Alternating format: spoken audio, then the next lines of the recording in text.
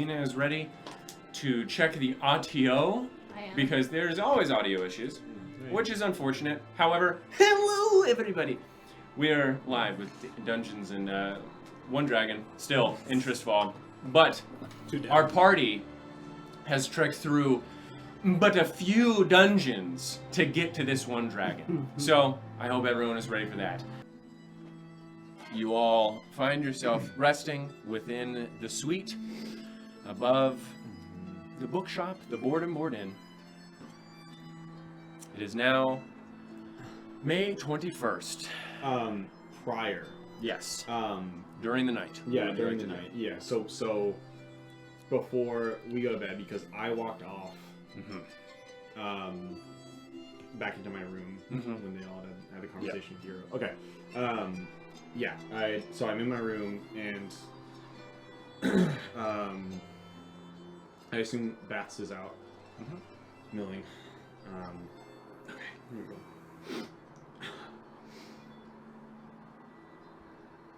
What did I just do? What? I killed them. Don't worry about that. I didn't mean to. You didn't mean to. No. You see what you did? Yeah, I saw what I did. The eyes popped out of their skull. You did it on accident. Well, you've never done that spell before. I just meant to annul them. I didn't.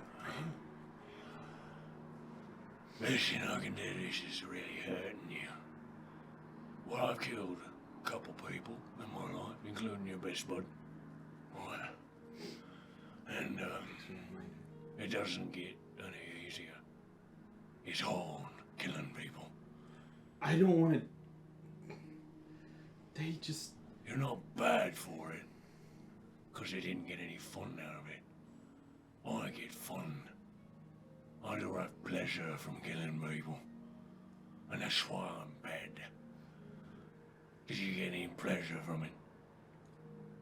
Did you get any pleasure from watching the blood fucking pool from their brains? Obviously not. Well, you got nothing to worry about. It looked like you were doing bad things. I saw an arm nailed to the fucking wall. Doesn't mean we just kill them outright. Why? Same reason I didn't do anything to those in Gran. Listen, you're the first human past your father that I'd seen in a long time. And back then, last I saw him, I had no concept of time. But I saw a few that struggled a hammer and a nail. And I think that's the average. A lot of people can't run a mile without almost passing out. But here you are. Power at your fingertips. Don't allow yourself to be stooped to their moral level. Sometimes you can do what needs to be done, and you don't need to ask permission for it. What needs to be done, Beth? What needs to be done? I guess that's a bit subjective if we're looking at it philosophically. But what needs to be done is whatever you want to be done. Because I'm gonna tell you this. You're only here for a blink of an eye. So whatever you want, if you got the power to do it, do it. Because it's more important than what everybody else needs or wants. If you want the last cup of water and you're feeling thirsty, but there's a person over there with cracked lips and he's asking for water, you drink the water because you want it. Does that make any sense? Makes sense, it's just not right. Again, you're asking advice from someone who brought an entire town down to their knees. I'm not asking advice, I was just in distress and decided to... Well, no, I'm trying to make you feel better. I am. Weird time to start. I always have. I don't feel very good about killing him. if it makes it feel any better. This is sort of what I do. Why? I don't know. What it is. It's like eating for me. I see you snacking, eating bread, drinking water.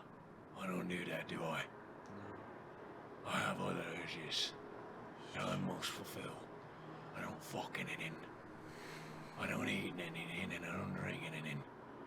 All I can do is what I do. I guess there's some sort of commemoration I can give for knowing your true nature. It's weird. I don't choose to enjoy it if it makes you feel better. It just does. I like it. There's nothing quite like it. And you got a little bit of a taste. It's my magic. Well, it's not mine. But it's magic that I derive from. I suppose I don't know the language. It's the pool that I have full access to and you have a bit. Yeah. Amazing. So when you're doing that, you feel the way I feel. Just not the pleasure. But that's why we get along. It's like oil and water. People think it doesn't work. But it only look pretty when you put water and oil together. And they separate like that. People say, oh, don't mix. It's not good. I disagree. I think that's the natural order of things. And there's a beauty in that natural order, isn't there? In some twisted way, I guess. I There's don't know. no twisted. Order and chaos are all one and the same. And you can look at it. But one person's order is another man's chaos, ain't it? I don't think it's a zero-sum game like that. Order should prevail over chaos. Why? Because chaos doesn't breed good outcomes for anybody. What order is good then? If chaos is objectively worse, what order is objectively better? How do you feel about the high elven order? Or Glaucon's order? Are those good? Or would you prefer a bit of chaos so that their order is messed up a bit? Would that chaos be good or bad then? The chaos itself, I guess, isn't bad, but you can't Aye. live in chaos. There's bad orders to... Well, what do you say when you look in the forest?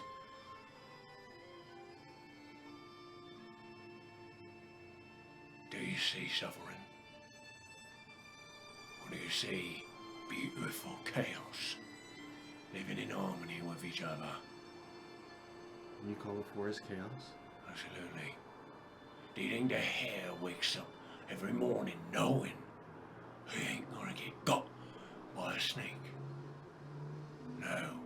There's always that little helmet.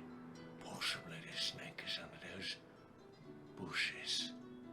Is there no chaos? I guess. Aye. Okay. Your concept of morality is the same way.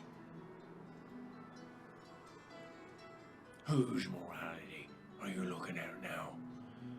When you're feeling so bad? Why not just look at your own and judge from there? Do you think they deserve to live burning innocent people to the ground? No, but... They don't. So why, you with so much power, are you so... Because there's an order to things before you decide they don't get to live. Well, maybe that's true. And maybe I can learn from you too, Euclid. But you're sort of a pussy. And so you could learn a bit from me as well. Just keep an open mind. I'm evil. Just know that. But just because I'm evil doesn't mean I don't say some fucking nice things every once in a while. Like what? Like you're a good kid, Eklund. And I like being on this sauna. And I'm gonna enjoy it when you eventually make that big elf fuck squirm in his boots. So that means you listen to me more often. I always listen to you. Unless it's something fucking ridiculous, like going into a forest that's enchanted. Then I'll look at you strange. But you signed a contract, and I'm obligated to oblige. I don't mean I don't got a will of my own. But when you're using that contract, I gotta listen to you. And that's fine, because I like you. But it's a contract. And it's a contract you sign without getting the other half of the bargain detailed out to you. Yeah, my signature was blind. It was. But it was from a good cause in your heart. And I like that. Brings a tear to me weepy eyes. Oh, shut It does. I do have emotions, and it was quite noble of you. Like I said before, don't let people step on you. I would. The things I did to that town would make most people run and hide. Yeah, good work. Thank you. It's a joke. I have been thinking about... I wonder if we would get around easier if maybe I threw my weight around a bit more. I know my mom's... And I was checking my bag and I forgot I had my license of pedigree from town. I guess I kept it. I don't know how regality works in this era or this realm. You could always try and swing your dick around, I guess. But remember, you're with a couple people that also have quite swinging lows. It's odd how you found people with such power, especially that old guy. You feel that? Gosh. Wow. That makes me want to vomit. And if you killed him, God, I'd give you so much more power. I hate him. His stench is unbearable. It's like the woman's, it's like the tiny little ladies. But worse. Necromancy. There's nothing worse. Keep that in mind. You use her as far as you can get. And then slit the throat. Or do as you did to those humans. But don't let her live. Necromancers can't be allowed. Something so evil, getting so riled up at necromancy? I'm evil. Necromancers are beyond me. They're abhorrent. I at least still abide by the balance. Necromancy is worse than all that. I'd rather be driven mad and take my own life than be used as a puppet for eternity by some fucks that couldn't bear the sight of their own mortality. You don't like necromancy because it messes with life? I don't know why I don't like it. It's one of those things. Again, I just told you I don't know why I don't like the things I like. What is necromancy but just pure chaos? What are you talking about? There's nothing chaotic about necromancy. If anything, it's forced order. Do the zombies rebel? Do the twisted machinations of undeath talk back? No. Do you see anything but order? No, you don't. There's death, and there's undeath, and that's it. Sure. Don't go talking to me about that. Do you like the smell of ammonia or piss? Do you like the smell of shit or diarrhea or vomit? Bile? Any of that? Do you like that? Have you ever liked it? No. Do you know why you don't like it?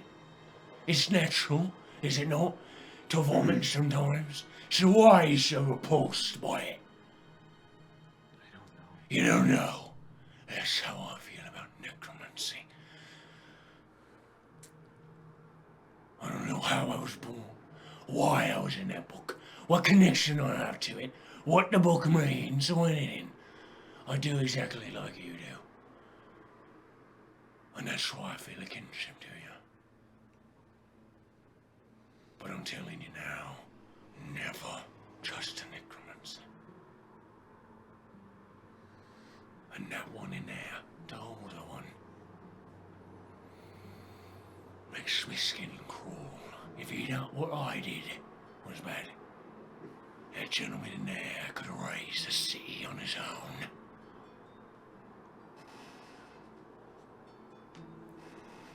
Yeah, I think he's told us that much. Just be wary of them, eh? Them hags. Them hags we killed, yeah? You remember them? Yeah. Hags.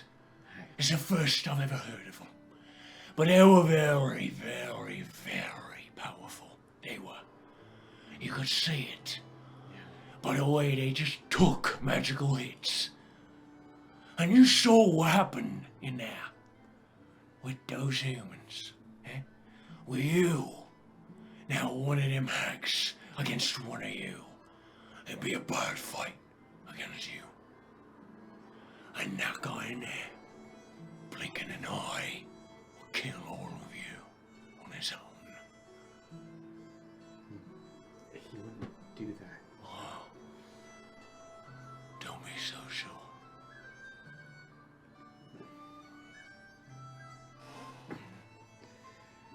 Okay. We'll take your words into consideration. Well, thank you, Eklund. And I will take yours. I'll think back on morality and whether or not some order is good or not. Although I'm quite sure what conclusion I will be making. But just so you're aware, you're the first human that's ever made me think. I'm so honored. You should be. You wanted her bag. I do. So if you can get in there and search it, well, think of it this way.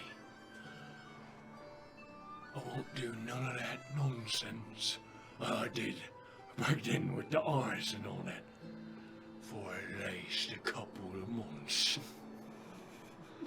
So generous. Aye! You put some genuine stank on that. Because you should be. You should be thankful. So say thank you. Thank you. Thank you very much, Icklid. Now go get that bag. Ha! I'll sneak out. Okay. I'll sneak out. Make a stealth check then. As they are still talking at this very moment. Wait. Can I peek out and hear that they're still talking? Yes. Okay, then I don't go out. Okay, so you want to wait. I do want to wait until I hear nothing. Okay, Yeah. so at the end of the conversation, Vivian was heading to meditate, as was Dagamaris. Yes. So, are you going to go meditate after the conversation with Yahiro? Yeah.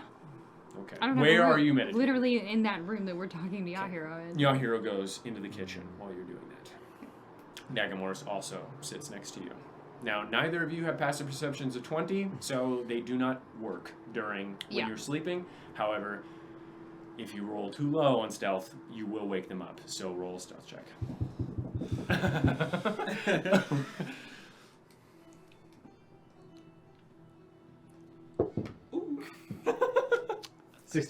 16.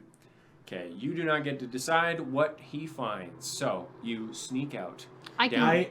Not everything is in my bag. I want to take the bag and bring it to my room. Okay. I can list all the items I have though, because I've kept separate. Like send me a list of the items in Messenger. Okay, so you creep out into the hall, looking down into the dark, small stair that leads to the doorway, brushing past the guest booklet, past the door that leads into the dining room, and in to the large living room with the bay window looking out above Schwenton, stars and the moonlight streaming in upon Vivian's meditating face. You see Dagamaris breathing in. Make an investigation. Oh, sorry, you want to snag it, so make a sleight of hand check to snag the bag, which is next to Vivian. Fun fact, this is your second character to reach into another PC's bag. Did Nasu try and snoop? Oh. He didn't try and snoop, he was asked to. Yeah. 14. I also have 14. That's more than enough with that stealth check. You gingerly pick up the bag. Okay. Dagamaris does it. You Yeah. sort of like go back. Okay. Okay. Fuck, what else? You're wearing the Ring of Free Action, Bubba. You're right. I am wearing the Ring of Free Action. Sorry, I just... Okay, so you sneak back into your room, Babs. Oh, nice. Stop. That's great. Okay. Make an investigation check for me. Do I get advantage since it's in my room? Yes. I have no idea. Okay, cool. Fuck, what else do I have? That's alright. 25. Oh my god. So you find everything. Okay. Fuck Vivian you! has to offer. You find 2 blasphemous eyes that were found. So you find 2 squishy, black, porous eyes that were found in the shard or the shards of the spine.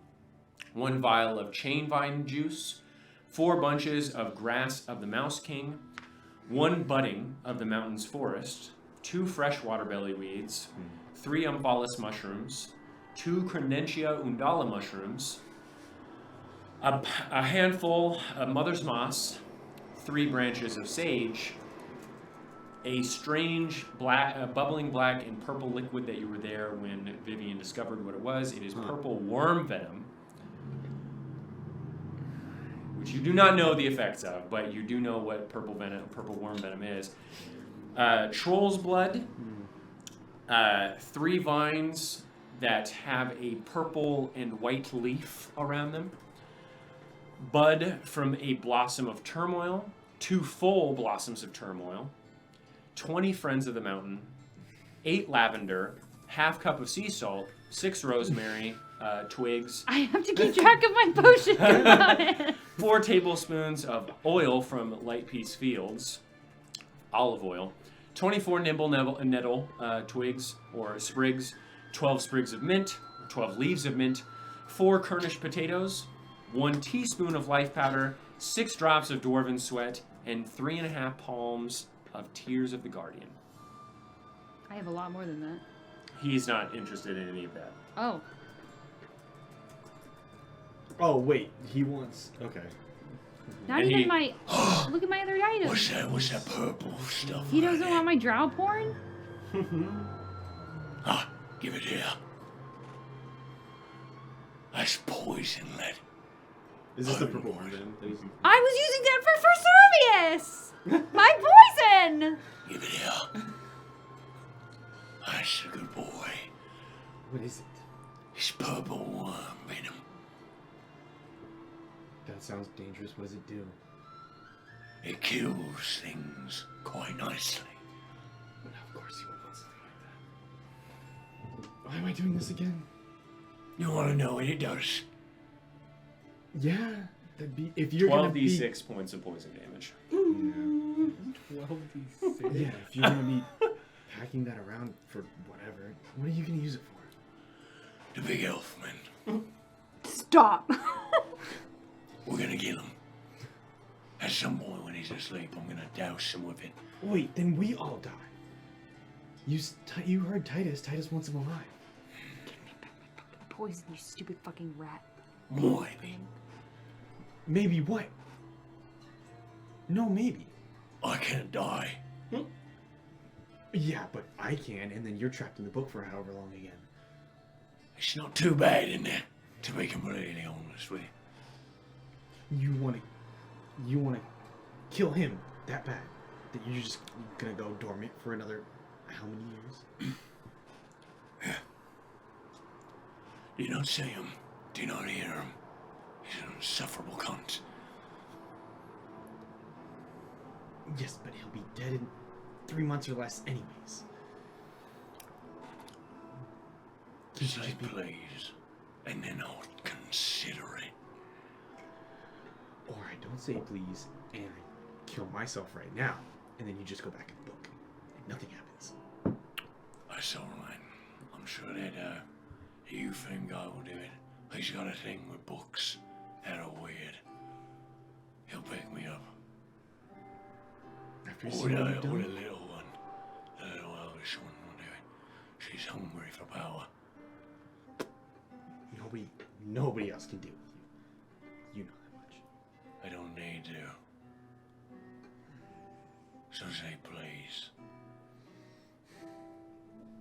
Please. Make a persuasion check. Oh my god. You made him. You made him. Wow. Good one. 26. 26. It was a nice place. I like that. I say nice please. Then I'll wait a bit. And he turns into a rat. You do not see the venom of purple worm venom. He took my poison. He took it. He took my poison. You open up the book and you see like a Victorian drawing of a vial next to Bath's. Confiscated.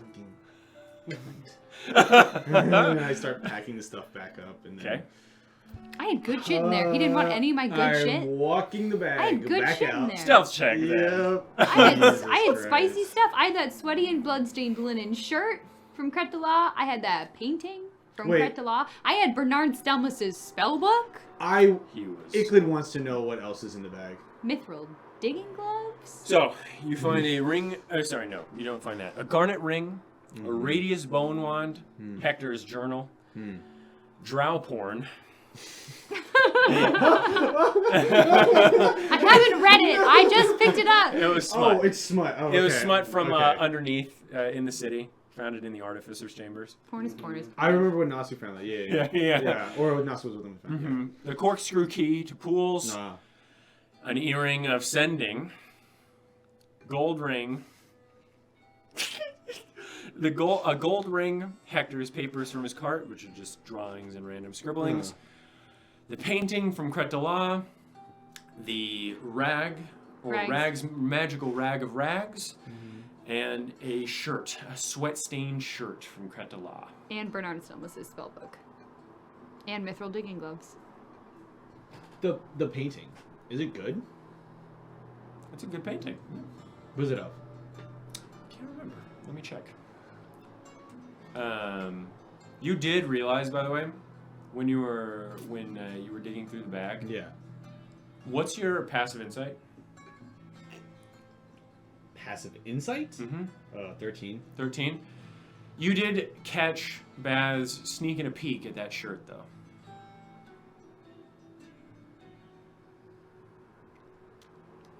But he did not mention it. And I mean, yeah, I don't recognize the shirt. No, you do not.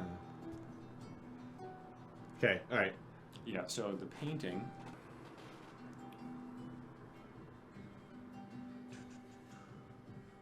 A man's face, close up, appearing to melt almost. His hair is short and curly, his eyes sunken, mouth agape, with a roundish head and sparse facial hair. The background is a mixture of odd colors that you could almost swear shift as you stare at it, though as you blink, they go back to normal. Oh. Okay. I keep the painting out. Into my room. Okay. Yeah. That's good. And then... and then we'll try to sneak the bag back into the fucking room. Okay, stealth check.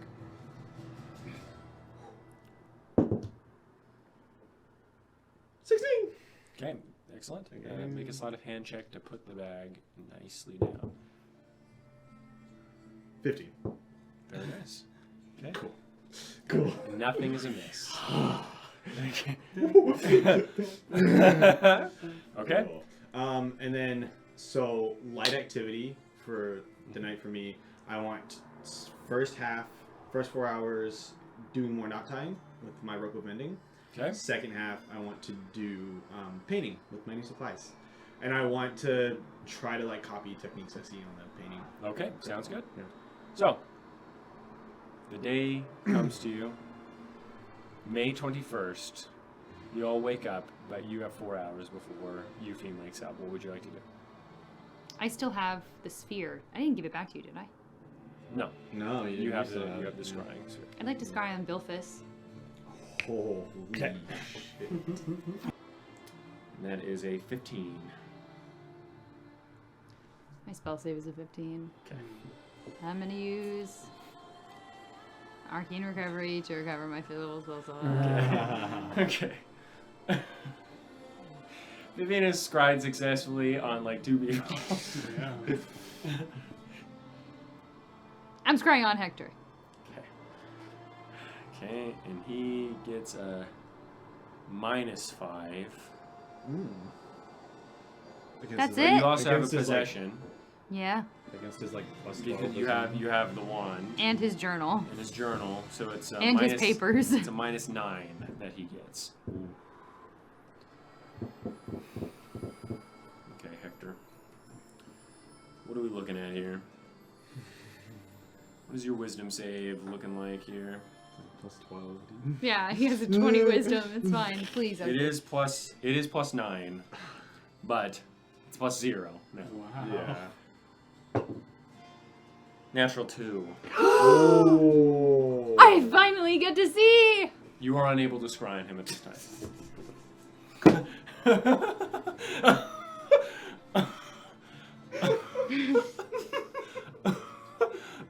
You're a fucking bully. Sorry You're about a it. fucking bastard. Yeah? Get a good laugh, Lumek? Is it a good chortle, bud? Yeah. Wait, that means one of two things, right? Fucker. He's dead. He could be dead. He could be on a different plane. He could be in a Or place that's he could be in difficult to a place scry on. that is- Anti-magic you barrier. are not able to scry upon. Bro, we're not gonna be able to teleport out of there. Ah! Peace King. It's fine. Yep, he's game. Peace King. Just cut our way out. Okay. Yeah? You doing anything else? Dagamoris, as you wake up. Vivian, What?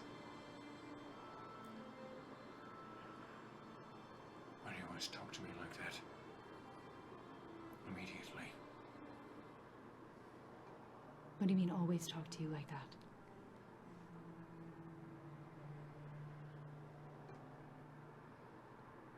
Like you wish I wasn't here.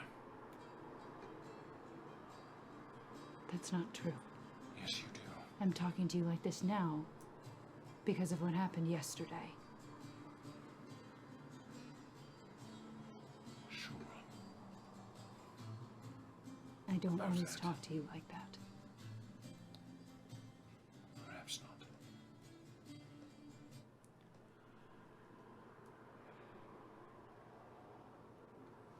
I'm sorry.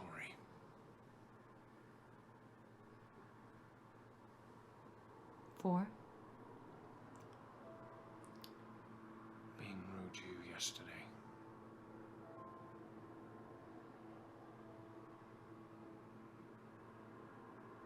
I'm sure there's more that I can apologize for.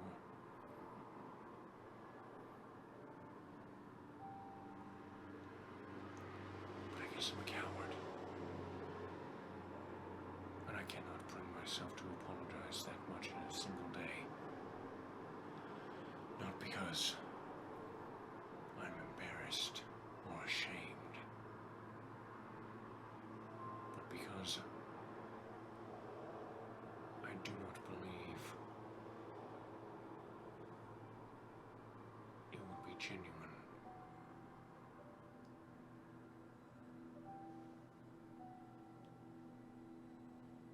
I once heard from a satyr that apology is meaningless forgiveness for the person you are apologizing to.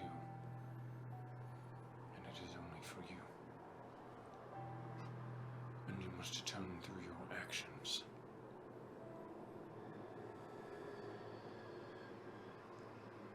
And that is what I'm trying to do. You may not look it.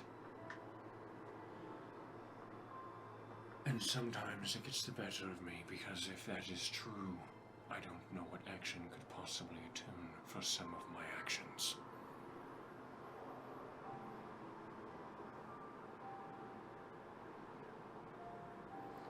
I hope you will bear with me as I navigate my own mind. I have been. I know. I have been this whole time. Since the beginning. I know. I want to be on your side. It's hard to be on my side. I know. Because you don't have a lot of people there. You make it really hard. If you were born with the sole purpose of making slaves feel okay about being slaves, and all you heard your entire life was that you were to beat a god,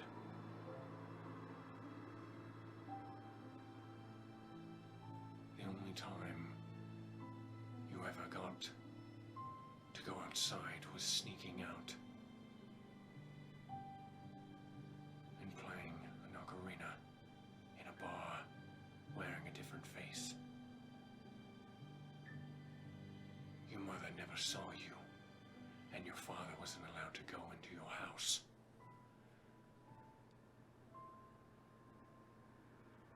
I understand that your upbringing has been rough as well, but I'm older than you, and this was beaten into me, quite literally, at times. You crawled from a pit, and had no socialization. The mark of your goddess was carved into my back. We all have a sad I story. remember it happening. I wonder why. I remember Is it seeing my because- father spit on, turning away from me, because if he looked at me, he would be killed. I saw those marks carved into other drow, and I saw the pits you crawled from. I saw women willingly turned into half spiders that I should ride into battle, whipped into submission. I was kept in a room.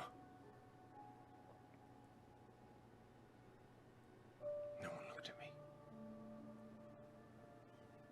Used as an icon for a lie. A lie that I believed, because it's all I had. I come up here after running from my supposed destiny, failing, not even getting a single blow on him, not coming close, witnessing my mother, the only person that treated me with kindness, but even still, morphed into a being that I did not even recognize, only to have her later stand guard as I tried to kill myself by bashing my head against the stone for 3 months. Don't you dare. Remembering is far worse.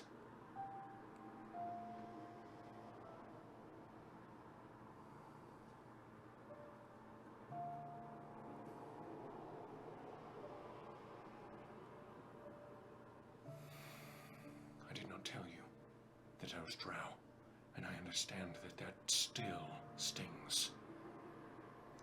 But you saw my city, or you saw a city of our people. And the last time I saw a female drow, they did not look kindly upon me. So when I saw you, a pygmy of the monsters that I once saw, I do not know. My first inclination was not to come out as drow to you, for fear that you would treat me like them. That's an awful excuse. Yes, well, you're an awful excuse for a wizard.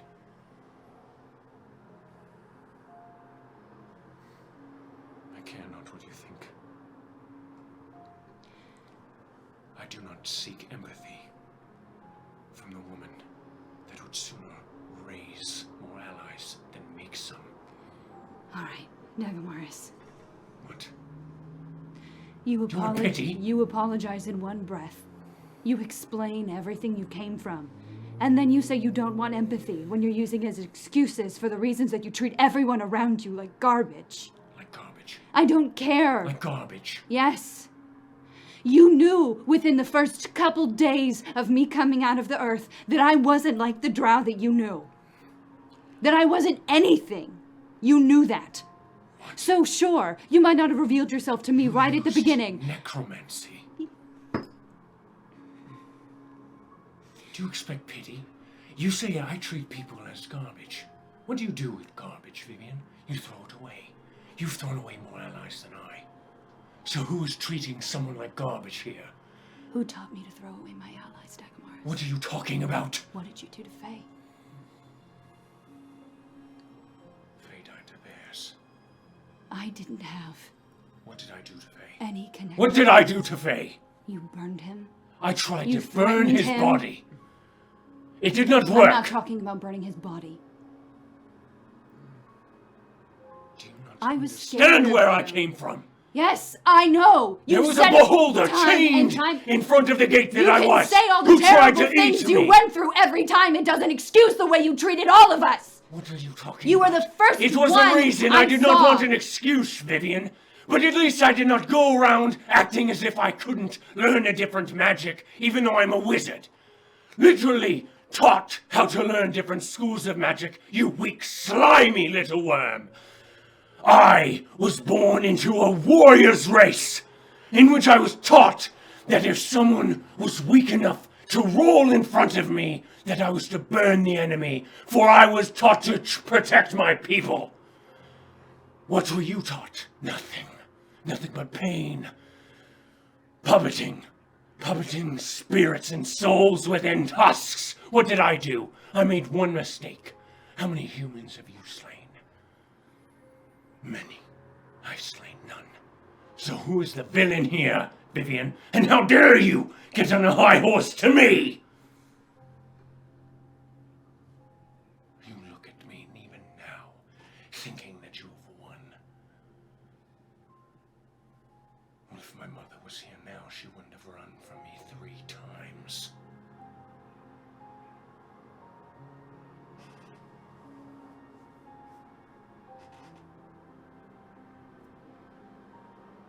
What? Do something. I dare you, Vivian. I cared about you a lot at the beginning of all this. I'm sure you did. And I still care about you, Vivian, because you are one of my No, people. you don't. I do. You care about I just do not pretend to care about other people.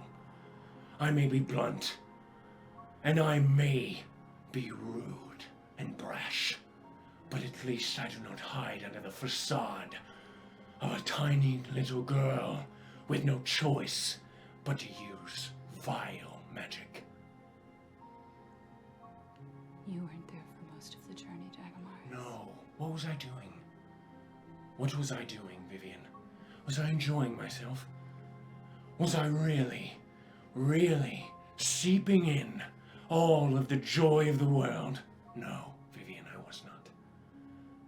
My arms and legs were chopped from my body. I know. You can say your story over and over again. I've heard it all. Over and over again. Dagamaris.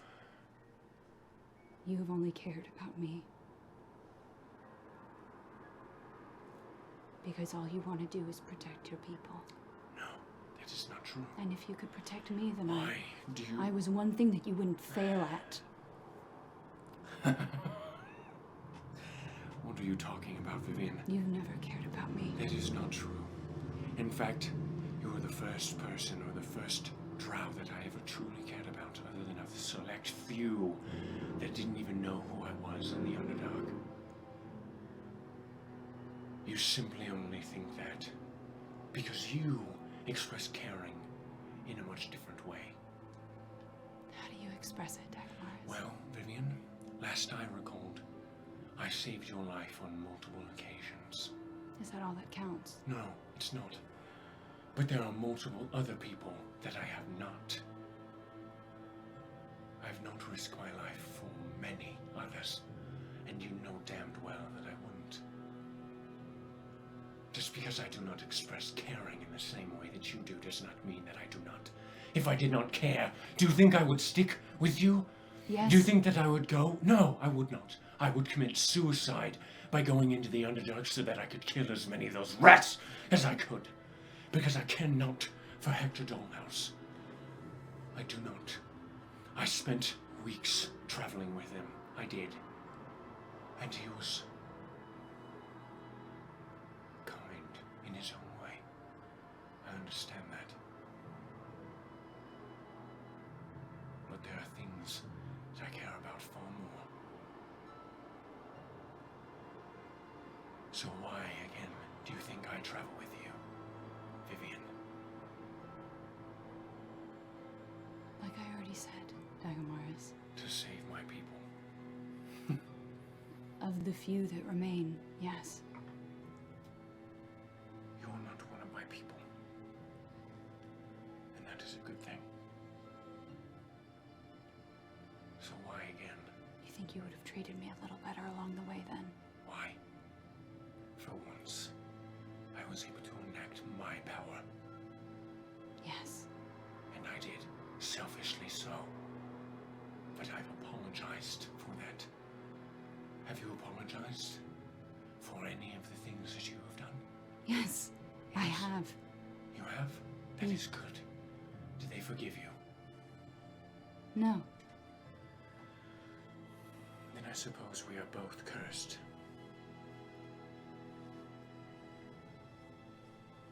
I do not need you to accept my apology. But you are blind to think that you have it so bad. Perhaps. When have I ever said that, Dagmaris? When have you not? You think I have it... When have I ever compared? Frequently saying, well, I don't have a choice. This was the power that was given to me. Or, what else? Everybody leaves me, you say.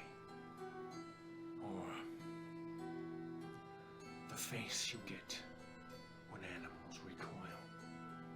Or the plant life around you diminishes. All of these things, you whimper as if you are not fully in control of those outcomes.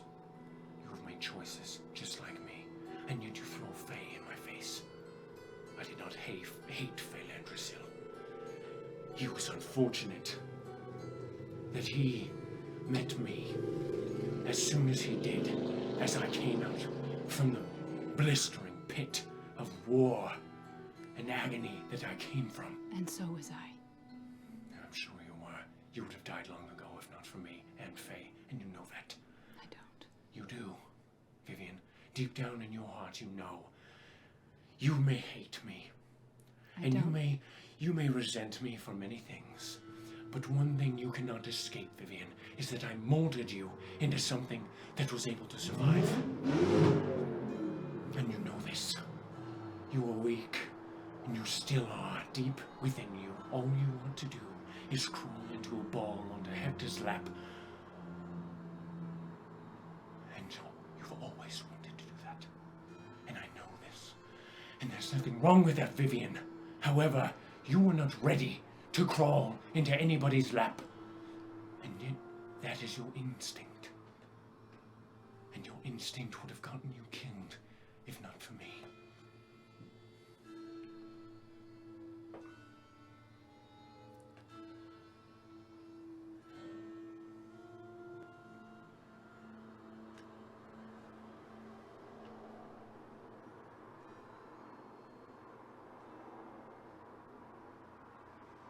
I'm sure you have a lot of perspective on what it takes to raise somebody. I'm sure you have a lot of perspective on all the different ways you can survive, Tagomaris. I do. I'm sure no one else could have taught me anything except you, Tagomaris. When did I say that? You're putting words into my mouth. Creating arguments out of thin air.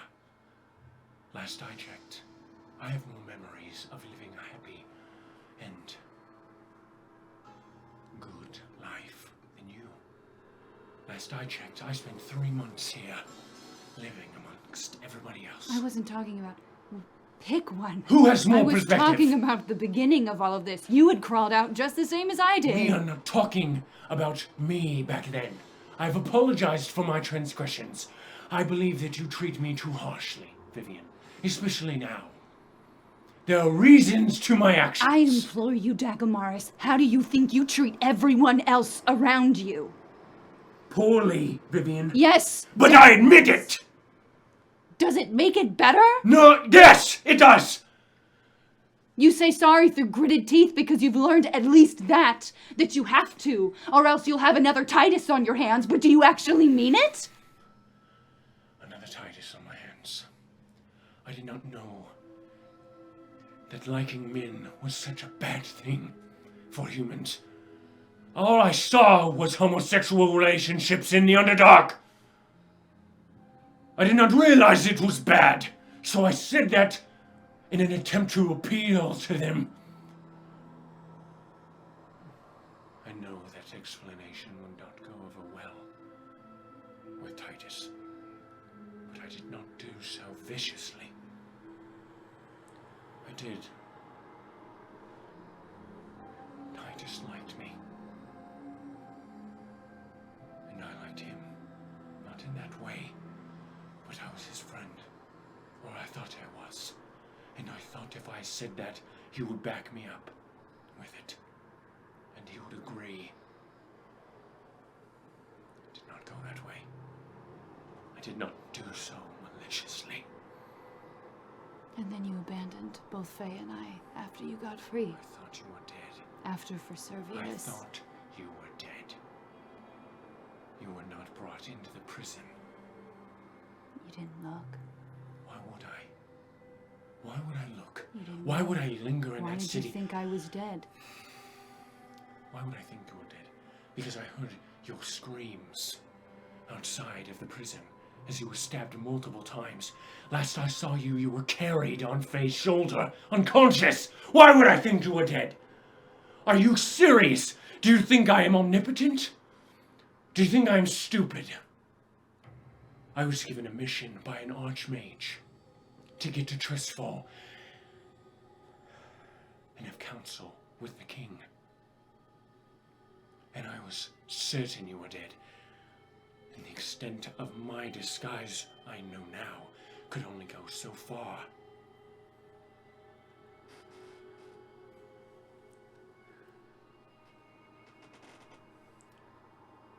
And I would hope you have more perspective, now that we both know that Titus could have just seen through my disguise, and I'm sure he would have loved to see me after that moment anyway. So perhaps you rethink your disdain of my decision then. I did not abandon you.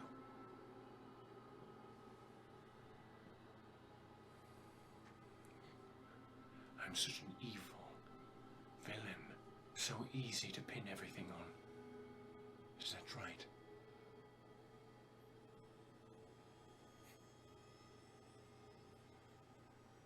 Do you think I am the only one to blame for Titus Smirkwood? No. Did you speak up when I hid the key from him? Did you? Did you, or Faye? Did you? I'm answering you a yes or no question. Did you? No. Did you bring the head into Heimdall's? Yes. You did. Did you say anything? No, I did not. Did Because I was Faye ignorant as well. say But guess anything? what? I didn't say anything about the key because I trusted your judgment. We were both wrong, but never once have I ever blamed you entirely. Many times you have blamed me for all your misgivings.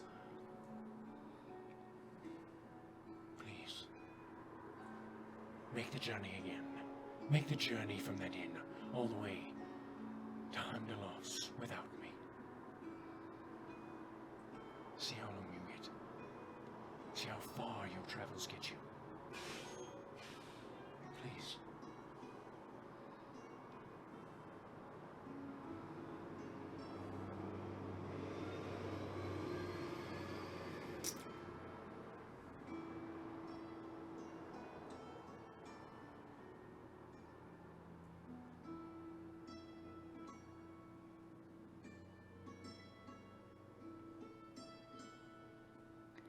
I suppose you did teach me how to survive at the beginning of it.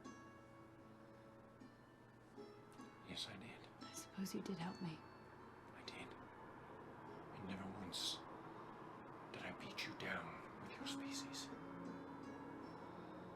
I left it alone because of my own fear. But you lack empathy, Vivian. And so you do not see that. You do not see that I could be afraid of how you would treat me after seeing how Faye treated you. Someone you speak so highly of, who threatened your life after seeing you. I did not say if you stepped out of line, I would do anything. But a phrase I had heard many times before come from my own people. People that look very much like you, if not but a few feet taller. Many times, Not Dagomar. for your species. I threatened you Sure, for being stupid. That makes it much better. It does. It does, Vivian. It really does. Because I threatened you for things that were legitimate. I told you not to step out of line. I told you not to step out of line because I was afraid as well. Because you have no sense of civilization, no sense of law at the time, no sense of what was right and wrong, no sense of anything. You were a baby. And I was a bad father. I understand that fully. But I was far from the worst. And I did what I was taught. I ordered you. And I tried to intimidate you. Because I thought that was the best course of action. And I regress on that frequently, and I do not ask for all of your forgiveness at once. All I ask that you do is that you stop treating me so poorly. And you say you do not treat me so poorly, but I see it behind your eyes. You do not need to say everything verbatim. You do not need to say, Dagomar, you a swill. You are pissed for me to see it behind your eyes, behind your veil, that you hide so fervently behind. I bear my face. Do you think perhaps?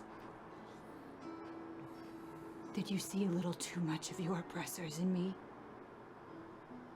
Do you think that maybe I'm a little short with you? Because I still haven't gotten over what happened? Is it really such a grand thing that I think you're piss? That I think you're dirt beneath my feet? Or am I reminded sometimes about how you hurt me and how I still haven't healed from that? I am not them. Try a bit harder to heal then. For what I did to you is nothing. Truly, it is nothing. If you really think about it, Vivian, how was I supposed to have perspective? I had none. I was lost, just as you. I cannot take full responsibility for raising a child after just being... I'm not making excuses, I'm giving you reasons, Vivian. You cannot put the burden of your development upon me. It is beyond unfair. I had not fully developed myself. I had this new world thrust upon me, and the second person I see is a reminder of what I failed to protect, while simultaneously being a reminder of what oppressed me for the past 53 years. I'm sorry if I was not perfect, Vivian, but I was far from imperfect.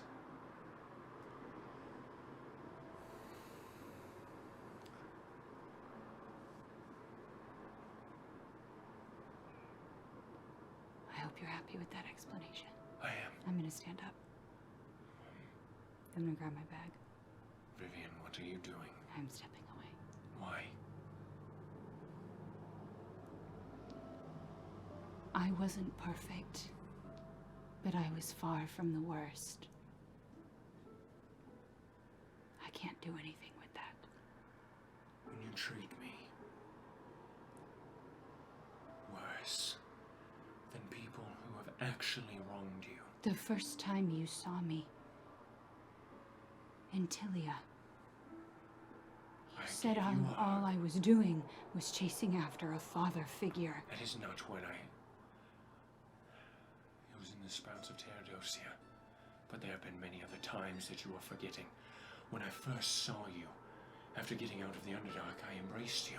Yes. I embraced you, and I apologized. And yet now we have this conversation. And yet it now we have doesn't this feel like conversation you really know because no what's matter going what I on. do, you treat me the same, Vivian. There's nothing I can do. What do you have to say about how everyone else feels? Is that all their fault too? No. Their opinions of me.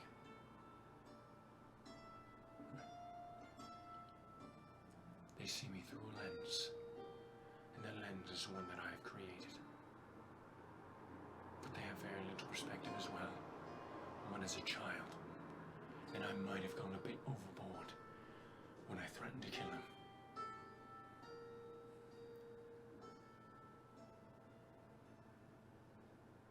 But I cannot change who I am in a year. I cannot change who I am.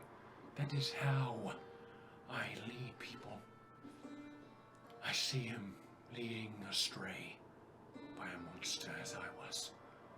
And so I threaten him. I intimidate him. That is not good. I know it. But you cannot expect me to just change. And you, Theme? I am surprised his wrist is not perpetually glued to his forehead.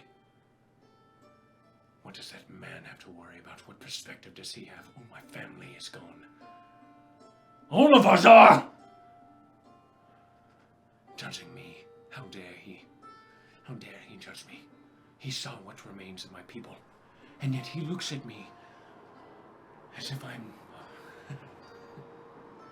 again, a villain. What right do all of you have? What right? Are you all morally superior? No. You are not. So stop acting like it. Allow me to grow, as everyone around you has allowed you to grow needlessly. Again, you yank souls from the ground and use them as your meat puppets against their will as they come screaming from the rivers immortum. And you are not looked upon nearly as badly as I am because I am loud and a bit brash. That's an understatement. And calling your magic vile is an understatement, Vivian. I already know that.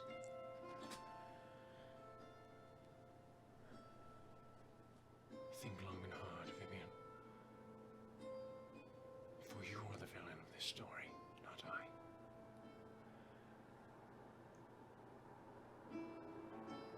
And you can feel good that you had a hand in shaping that villain.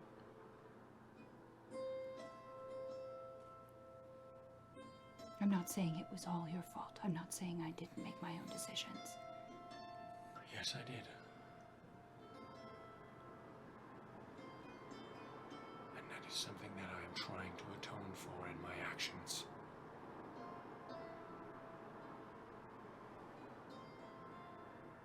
Just as everything else that I did.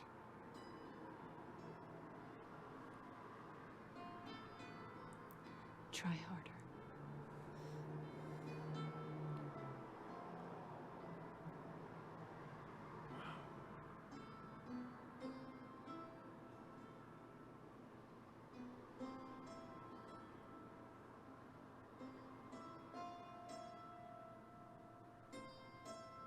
I only have the patience to be hurt by you so many times. Hurt by me. How have I hurt you, Vivian? Truly. I don't have to go through it again. I've already been talking about it this entire time, Dagomaris.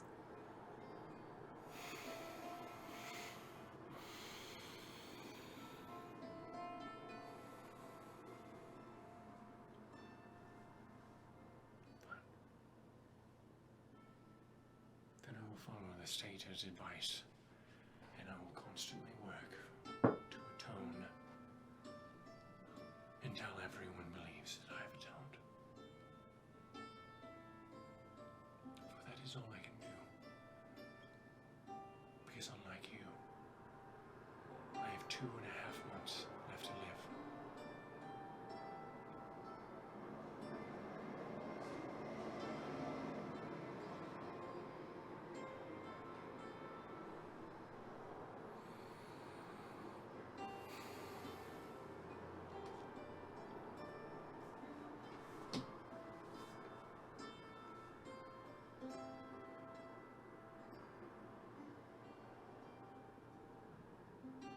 All I can say is that I hope the angle you view me 6 feet under is nice from your high horse as I die for the sins of all of us, not just me.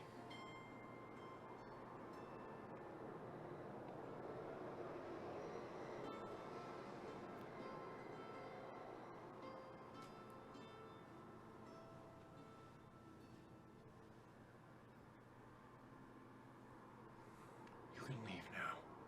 I'm gonna go. Okay. Okay. You really saved that one for the very end, didn't you? You really saved that little trump card for the very end, didn't you? Oh. Okay.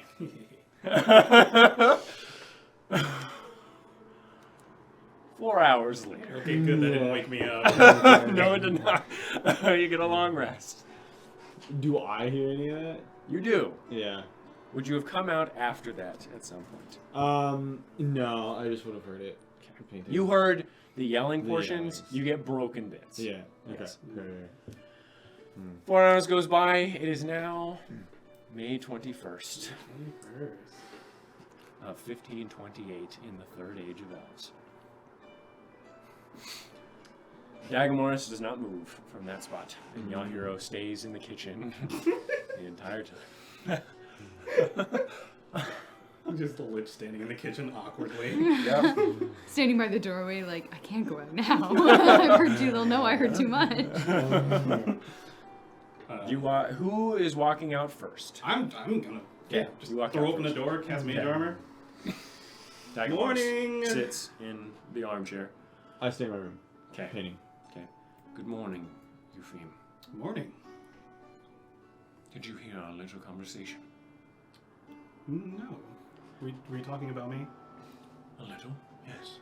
Well, then you must tell me what was it? Was it my new earrings? No. It was. Would you like me to compliment them? I mean, They look very nice, Eupheme. thank you. Where are you going, by the way? Are there seating areas downstairs in the bookstore area? Yes. Yeah, I'm just gonna be sitting there. Okay. Okay. We are discussing my attunement or my atonement for my past transgressions. Vivian believes that I'm not trying hard enough. Do you agree? Vivian said that? Yes. The necromancer looked down upon me. Yeah.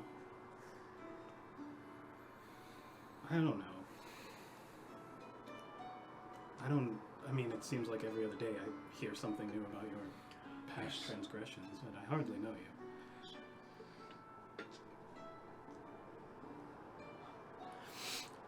Personally, I don't think. I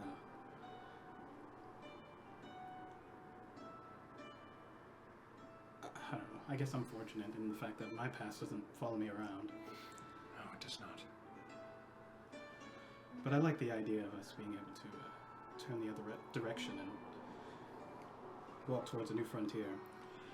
Do you believe I've transgressed upon you in any way? I mean, you were a little snappy in the forest that one time. Yes, I was.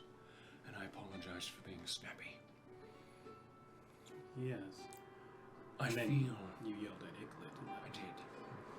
But that is not an apology for you. And that is something, again, that I talked about, that I will tone through my actions, as I believe my apology was rather subpar for your people's standards. I mean, Dagamaris, I'm not very great at maths. At least that, like, Vivian is. I don't have a sort of tally sheet that's going to even out at some point. I just need to know that.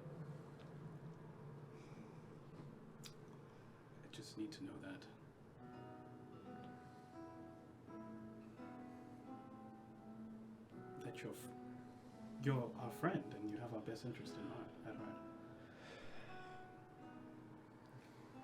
It would be disingenuous for me to consider you a friend, as I've only known you for a couple of weeks. I've made and lost friends in minutes. Yes, well, I have a hard time making any sort of friend. And I will not go through my entire childhood to explain why that is the case. Just know that I will not harm you willingly. That is good to know. I understand my position. I act as your prisoner to Titus Mirkwood. I did make the offer of helping you. I know you did. It is a folly. It would be suicide. That is the reason why I would go down there, is to die.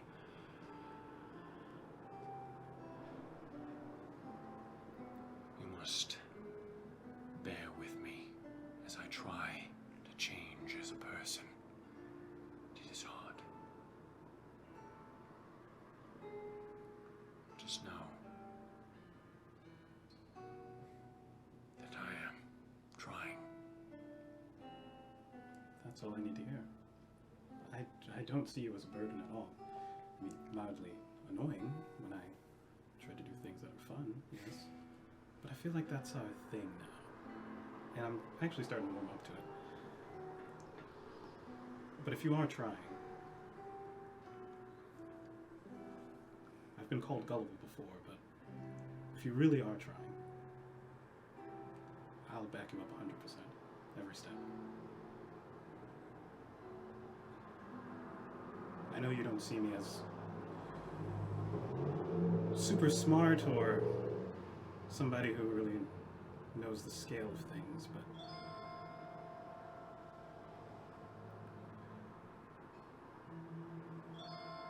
I've helped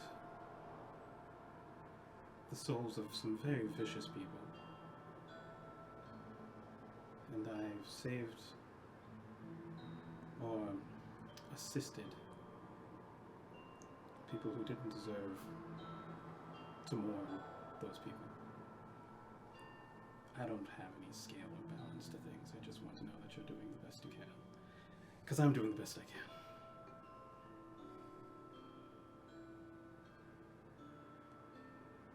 I suppose the only issue is that I hope that this isn't the best I can do. But I'm learning. It's a journey. It's all journeys. Yeah.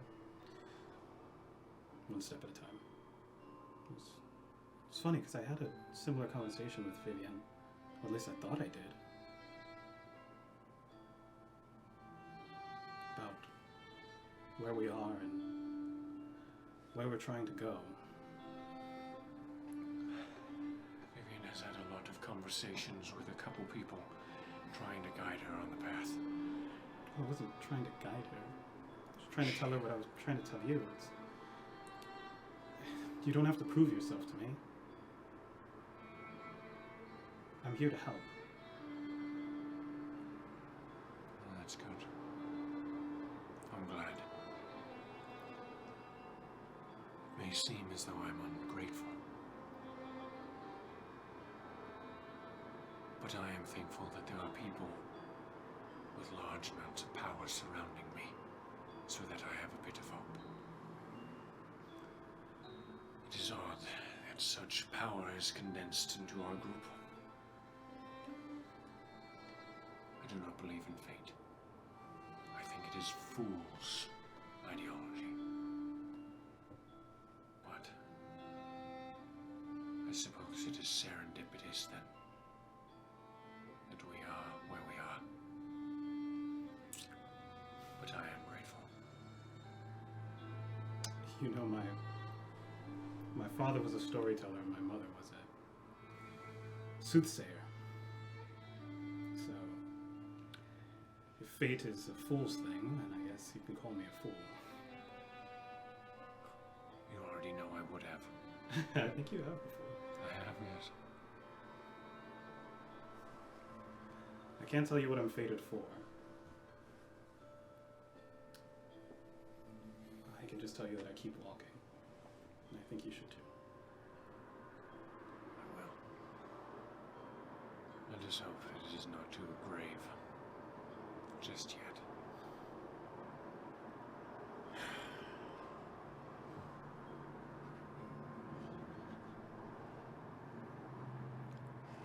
Have you seen Euclid?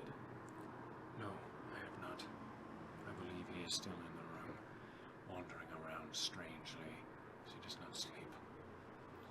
Yeah, that's so weird. Yes, well, So he didn't go drinking or anything? no, why? Is it an issue? I hope not. He is of age. Yes, but you know, these things. I party pretty hard. Yes, just as long as you do not do illegal things that would land me in jail again. Right. You must understand my anxiety. Last I stole anything, a small gnome came to me, threatened to kill me. I was far too harsh on that gnome. Did you kill him? No, I did not. I tried in my cell. So he attacked me when I was there, because I attacked him first. They tend to do that. And he beat me, primarily because I had my hands tied behind my back. And he had a sword. It sounds like a tall tale, Dagmars. When I think back on it,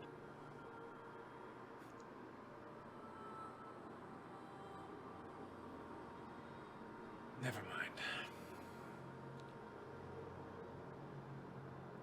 I treated him too harshly as well, and I grow weary of what has come of him, as he was the lawmaster in Heimdalos. I was wrong. I stole. I thought that I was... I think I was actually in need, and I do not feel so bad for stealing. But perhaps what came after I do regret. But I do not steal anymore. I still steal, but I was a thief in my youth. I can see that. Because I'm so skilled now. Sure. Well, that was before I found the family, though. And, they gave me things that can't be stolen, but can be stolen from you. I know what you are saying. And I agree. I hope you find a family. I have one. You're not referring to me, are you? No, I'm not. Absolutely not. My mother still lives. The only kind person that ever spoke to me. Do you know where she is? She's a rat under the control of the Lord Pestilence. But if she was transformed in that way, I will save her as she, in her own way, attempted to save me. I was not transformed into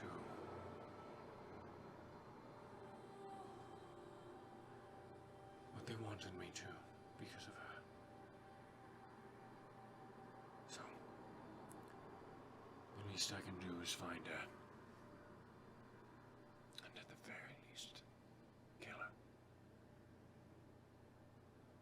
what is not like necromancy. But far worse.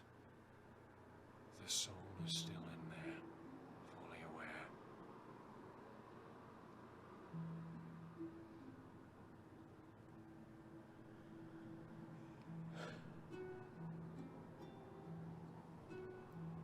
Yes. Well.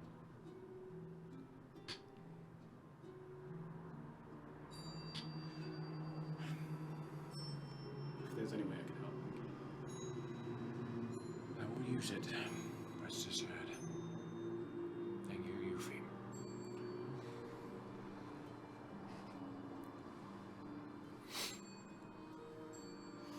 You should get Igled. He seems very fond of you. He's a good kid. Yes, he is.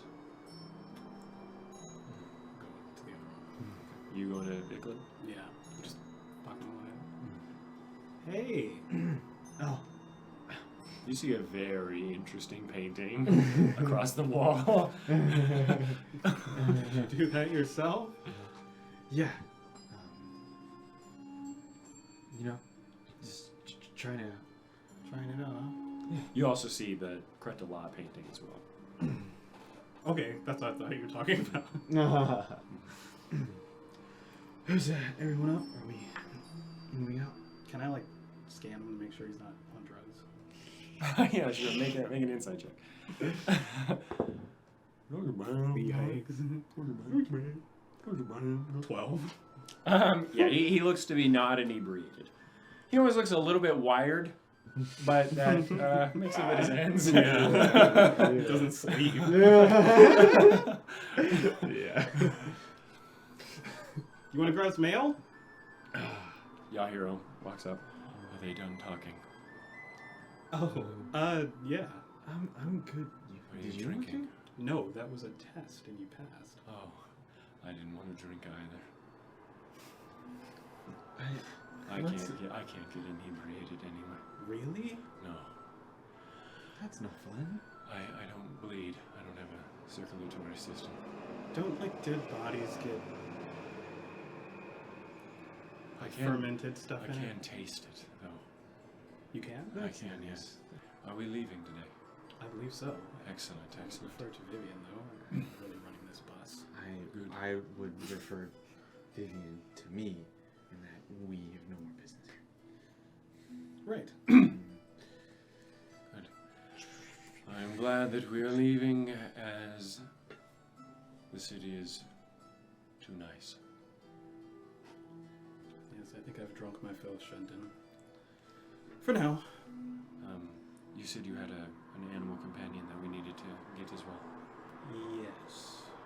And we talked about And I will shroud my essence. Hopefully that goes well. He didn't like Vivian.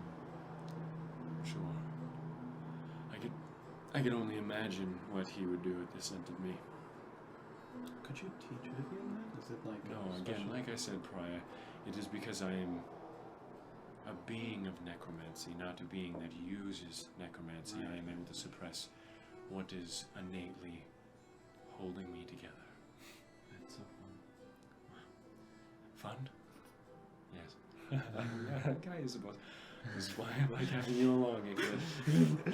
I'm glad I saved you back in that gate. It was a good idea of mine. I'm feeling You're of the better reason spirits why now. we met. Yes, yes, yes. Oh, is that why you're so, like, transfixed on youth? Because you're like 50,000. 50,000, yes. Yes, I am 50,000 years old. That is why I'm transfixed on you, yes. Yeah, I enjoy your bluntness far more than I enjoy Dagomars'. Did you hear that?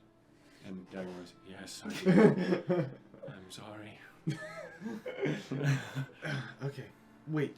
Something, Vivian not here. What were you Vivian, saying? I believe she left after a spat they got into. Oh, I heard that. Makes sense. Yeah. I'm the only one who missed it. Well, you sleep. You're Were the they only talking one about that me? sleeps. Were they talking about me? You're also funny. No, I don't. They think didn't were. yell about you, at least. Oh, there's nothing really to yell about me. Please He's stop so talking handsome. about me as if I'm not just here. We talked about me and Vivian mostly. The only thing I said was that your past is not as bad as mine. That's not what you said, you filthy fucking That's a filthy compliment. fucking right? gaslighter. Yeah, I disagree. For me, at least. Not you. Okay. Well, that is good. As I would vehemently disagree, as my soul is with one of the most evil beings of our time. Yes, well. I digress. I do not wish to speak of any of that nonsense, as I am here to experience youth and Right. much else. No looking back, onward. Looking at the southern realms, I said that I wish to view them, and all I have seen is but a pittance of Schwenten. So I would like to travel once more. Well, I'm glad you decided to join us again. As am I. As am I. Let's go. You're ready, I guess. You want to eye the space for the dream book again? Okay. The dream book is still not there. You really fucked this man up for days. For days. It's been But like the kid is there. it's been 3 The kids, days. yeah, the kids there. Yeah. I'll give Hi, it how's your staying going then? Oh, good. We're leaving. That's good, yeah. Alright. I mean, it's a shame. It's a shame. Oh, yeah. Well, it was such a very nice place. Schwenden is nice, I agree. Yeah, And huh? the Suite was lovely. Sweet, yeah. Yeah. I'll clean up. I hope they don't have any messes up there that is a bit uncomfortable for me, but that's about it. No, everything should be pretty tidy. We didn't Right. spend too much time. You getting the book? Huh? You getting the book? Am I getting a book? Yeah, well, you're here. You already paid me for the night, so I'm looking for a book. You have one in mind. No, I'm okay. Great. I'm gonna go and clean your rooms then. He walks past you. Poor You walk kid. up the stairs. I want to peek behind the desk. Okay. It is not. You're not that you see. Bitch. It's gaslighting, dude. So I get. Do I see Vivian when I go down? Yeah, do Yes. I see them? You were there. I'm just sitting there with Hippo. Example turn. Vivian, good morning. Good morning. Going to get apples. Are we leaving once you do that? Yes, they're road apples. Ah, okay. What, do we have to like drag them on the ground? Please don't drag my apples on the ground, Nicholas. How are they road apples otherwise? Because you eat them on the road, Nicholas. Oh god, I was like, Yeah, so you have to eat them while you drag them on the floor? You can do that with your apples. I'd like to see that. Mine I'll be eating in my hand as I walk on the road. Such a foreign concept. Well, Okay. You guys walking out now? yeah. Okay. So, you walk through the city. You've grown so fond. The last time you'll do so for quite some time. The air is warmed well from the tall May sun, and the air is filled with a jubilee of different aromas ranging from roasted potatoes to freshly shaved wood chips. The scent of the smithy mingles with the sound of thousands of feet. The feeling of the sun beats hard against your skin is accompanied by the sensation of the paved road of Schwenten colliding with the bottoms of your shoes. The widely varying colors of the buildings all around you absorb the sunlight fervently, nearly coming alive with their vibrance, accenting the very life that swells within the streets. The single-paned windows gleam in the daylight as well, reflecting the sun at the top left corner of the panels and blinding you for a moment as you walk past them in their various forms. Be that a tall and wide bay window filled with goods and wares, or a half-opened, quaint, half-draped window that allows the air of the city to stream within. You walk side by side with the dozens upon dozens of people, rubbing shoulders at some points and walking rather freely at others, but always within reach of at least one other human, half-elf or dwarf, You see the faces of the southern realms. Some tall, some skinny, some old, some young, some friendly, some angry, and some wounded. You see refugees, residents, traders, and adventurers much like yourself. Some donning dull iron swords, shields strapped well behind them. Others appear to wear longbows over their shoulders, or daggers strapped unwaveringly upon their thighs. All of them look so much younger than you, not due to age, but experience. It is unlikely any of those you see have seen but a fraction of the horror you have bore witness to. You see not the frightening visage of Titus Mirkwood laying waste to the high elves within their faces. You see not the look of absolute horror that once gripped Nasu Fims as his soul began to leave his body. You see not the look of pure despair that took hold of Osiron Grenmore's soul as he saw his mother and sister. You see not the look of dread and defeat that washed over a once proud Dagamaris as he sat free for the very first time in the clutches of the Lord of Pestilence. You see not the look of rage, hate, and lust for revenge that burned within the eyes of Vivian as she read the journal of Roquette Friedman aloud. You see not the rage, fear, and shame and disgust you see in the many faces, alive and dead. But you wish not to see those things. You wish to see not those who deserve such things, but those who deserve so much better. You see the faces of those you wish to save.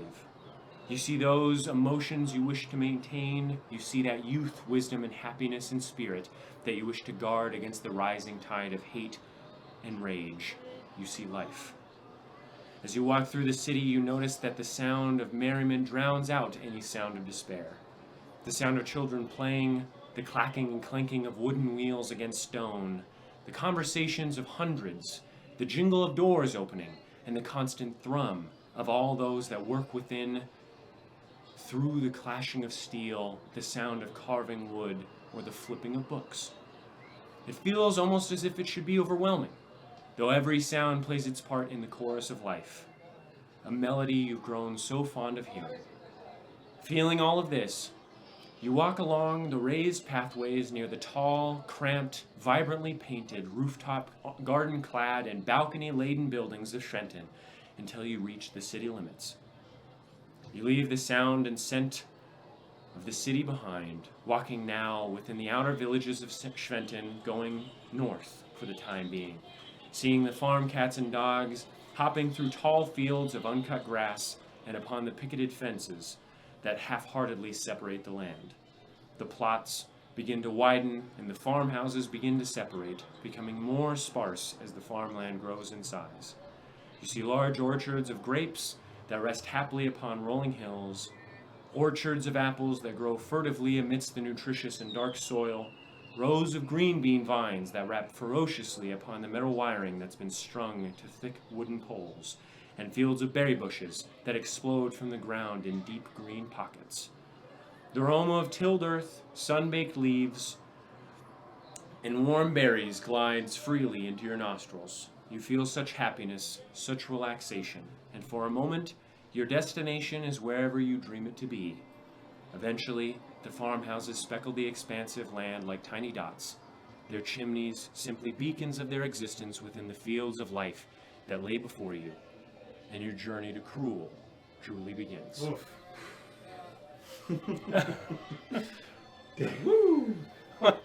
But I'll say that you get to the forest's edge of Amdaron, you play your song, and the bear comes out. His brothers behind him. Am I there? What? Am I there? Yes. All of you there.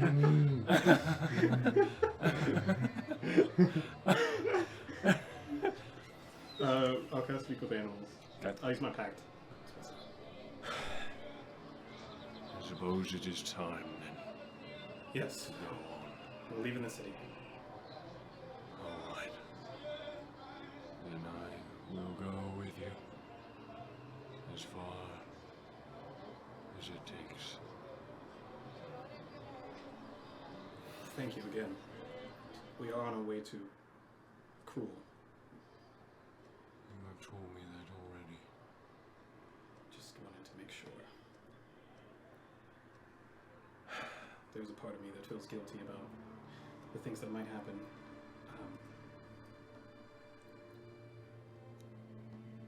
Do not feel guilty.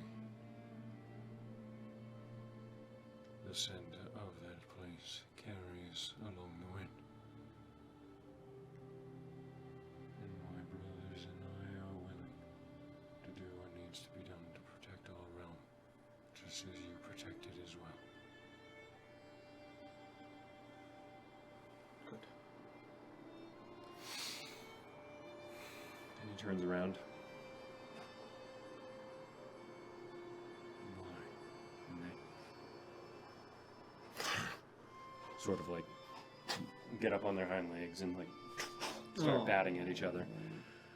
Goodbye, brothers. I will see you soon. Turns around. Walks with you.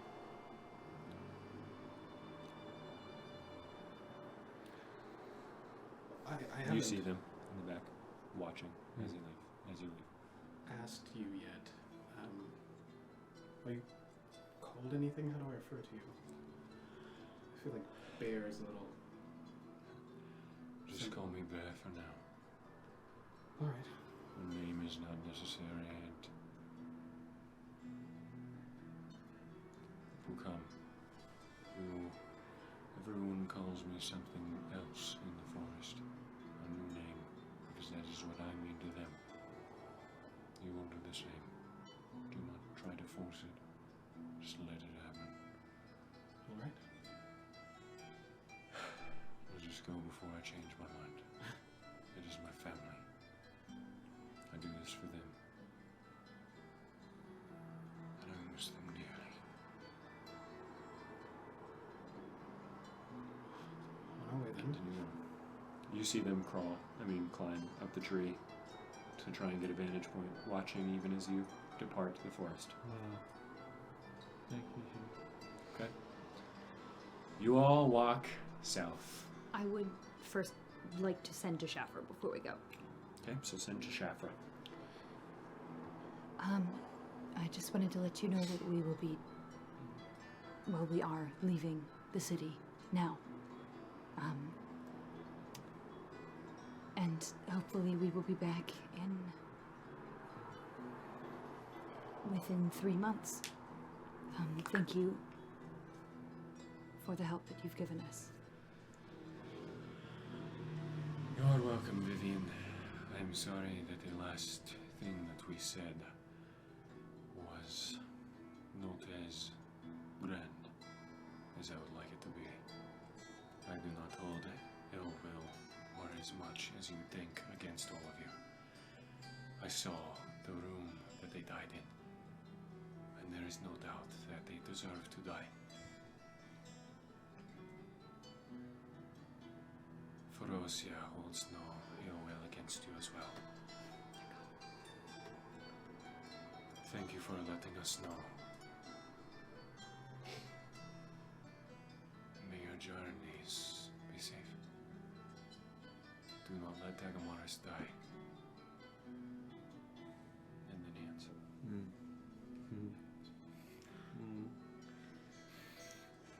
God, this is such a mess. Okay. All right. Okay, so you guys travel south for quite a ways until the night comes to you. I'm traveling south? You're traveling south first, so that you may... Yeah, you guys are traveling south to the roads that lead east. Okay. But directly east is just Lake Respite. And so okay. Yeah. it's easier to travel along roads than it is to travel through farmland legally. Yeah. Well, I mean, who's protecting it? Well, there are Farmers? people, they're farmers. It's might glass. Get out there. No. Well, that's far east. Oh. It's very far I thought that east. was like right here as well. No, you saw farmland. As far as the eyes can see, you still see farmland. Okay, cool. Yeah. Yay. Yeah. Then where Most can of the eat? Southern Realms is not fucked up. You walk many miles during the day. Though it isn't until the stars float lazily in the sky above do you realize how badly your bones ache. Heeding the warnings that your body gives you, the party lugs off the road into one of the cornfields that flanks either side of the road. finding a nice spot already cleared amidst the tall rows of yellow vegetables. Okay, cool. May 22nd, the second day of travel, comes around. The second day of your journey begins. You all stand slowly, allowing your bones and muscles to readjust in the morning sun, hearing the slight creak and crackle of your joints and feeling the slight tenderness that rests in your muscles. You breathe in the smell of dew-laden farmland all around, brushing off the water that spattered over you lightly with the dropping of the dome mere moments ago. You squint into the dawn and begin to pack your things for the coming day. As you travel, you brush your hands happily against the low-hanging leaves of corn as you travel, looking ahead to the wide dirt path that rests before you. You see many another traveler passing you along the way, upon carts, carriages, or on foot, families, merchants, or some of the multiple parties of people that have decided to travel together somewhere along the way. Their caravans filled with conversation, all of them smiling and nodding at you as you walk past, though some do appear to linger their eyes upon the likes of Dagamaris and Vivian. I have my hat on. You're still an entirely veiled, Whatever. small being. Whatever. As the day goes by, however, and you see more people streaming in from the south, you begin to see those with a more troubled look smeared upon their expressions. You see those with carts filled to the absolute brim, people crammed and sitting upon their belongings, dirt smudged on their faces, and a look of absolute displeasure on their lips. Many of the carts you begin to see are broken and beaten in many ways, spokes cracked, planks splintered, and reins torn. You see the refugees of the southern realms, the broken vestiges of the the eastern portions of the realm, and the wandering souls that exist in the aftermath of Glaucon's destruction. Can I play a song for them as I pass? Make a performance check. 9. 9. Okay. It's not the worst song in the world, but not quite enough to lift any of their spirits as they sort of like listen. You see a couple children like half-heartedly clapping along, dirt upon their faces, but many of them don't even look. That's okay. I'll keep it low, but I'll keep it going. Are you doing anything as you travel?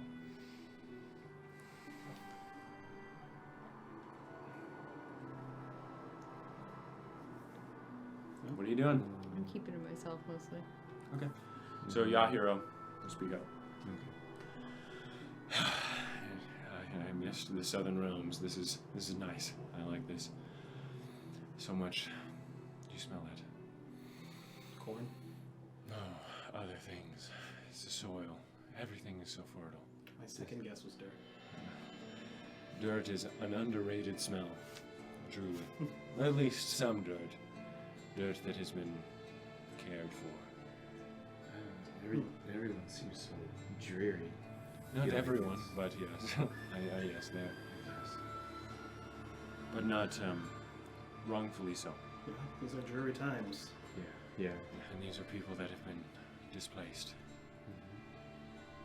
A sight I know too well. I didn't witness the fall of Cruel. I was there for the aftermath of it. Born far 100 years, I believe a couple 100 years after. Wait, no. I can't remember at this point. Cruel had already fallen. Okay. And most of the refugees of the Aralendai were scattered throughout places like Schwenten or near where Betwise is now. There was a city of the Aralendai. I believe it was called Varantir.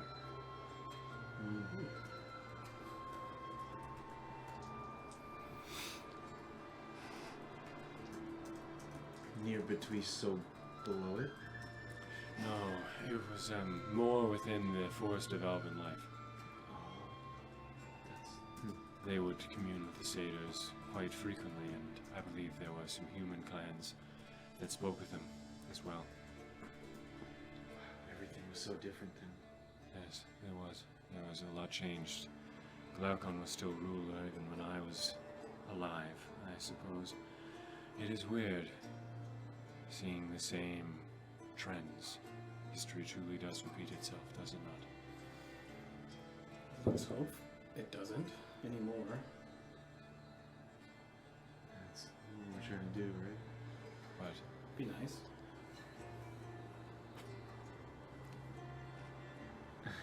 there's no reason for us to be dreary, though. Yes? Was I not? I'm planning on teaching you again tonight, Dagomars. I'm Dagomars. The dancing, yes. And if you still wanted to learn your evocation magic, I'll still be teaching you, Vivian. I don't have the paper for it. That is true. But I can still give you the tools for when we do have paper. And perhaps we could also work on removing curses. Yes, you mentioned the curse of Dragon's Chosen 10. I'm sorry, Vivian, but I do not have the strength to remove a curse like that. I know very few that do. Like who? Perhaps an arch-cleric of some sort. My mind would still turn to jelly, though, wouldn't it? I'm not sure. A lot of enchantment magic does that. Although I'm not sure if this is an enchantment curse. It could just be a cage instead of a replication. It seems to lock away your memories rather than change them. And it's the changing of modified memory that causes the discombobulation to occur. I removed one layer of the curse myself, and it hurt me. I'm sure it did, but I'm not sure. Again, all I'm going off of is the name of the curse. I'm not sure what the actual juge of it might be. There's no way we can try and study it. There's no way. A curse put on someone's mind I don't think can be studied unless they... There are some experts of curses. I know a man up north who I learned to control some of the necromancy that was cursed upon me. He is sort of a legend to some of the people up there. And that is where I learned some of my, in the years following, I felt strange urges drawn about by so much necromancy and the will of Gamarian coursing through my soul. But I learned to tame it through this individual.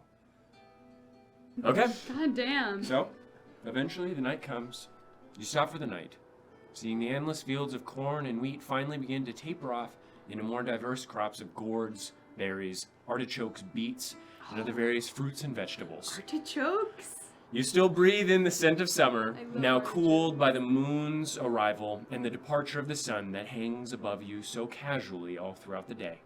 But you lay upon the still hot dirt and begin to set up camp. You making any I'll food? make the fire. I will try and make some food. Oh, you have the apples, right?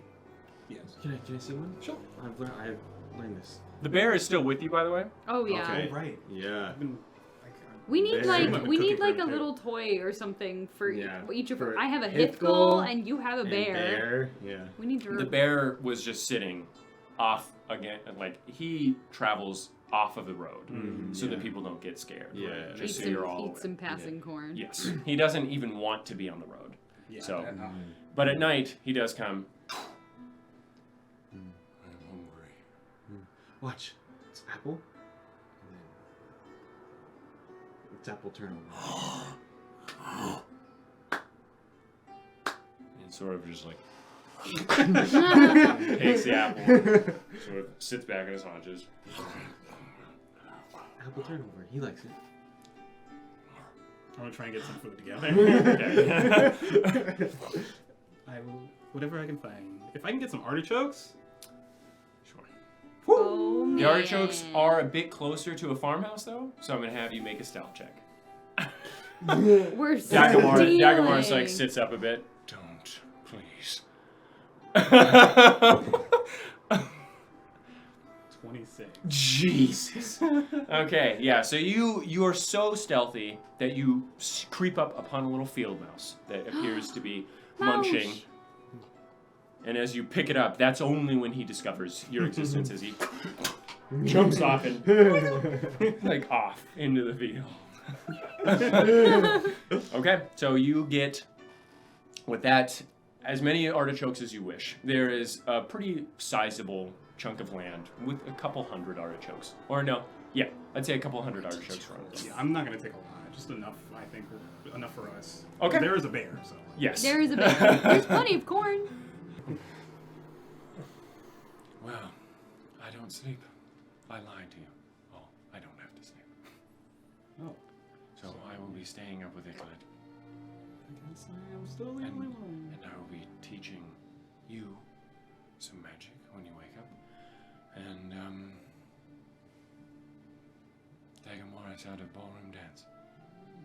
What do I get? What? What do I get? Good I night's don't know. sleep. What do you want?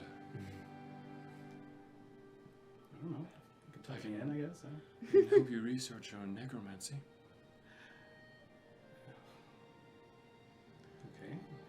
Not a joke? Oh, Yuffie, Well, I'm not joking about teaching Dagamor's ballroom dancing either.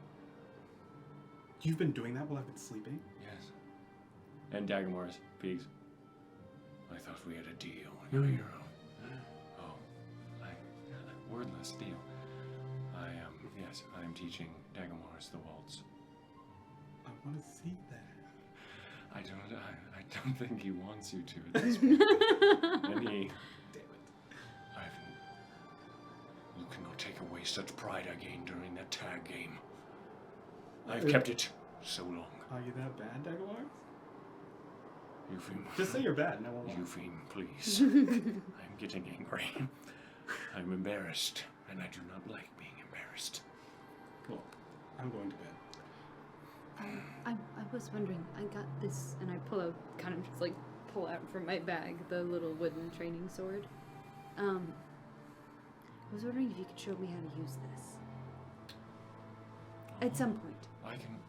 You know I'm a better swordsman than he is. Well. Yes, I want him to feel a little bit included. Oh, yes, that is true. Now it seems like you're patronizing.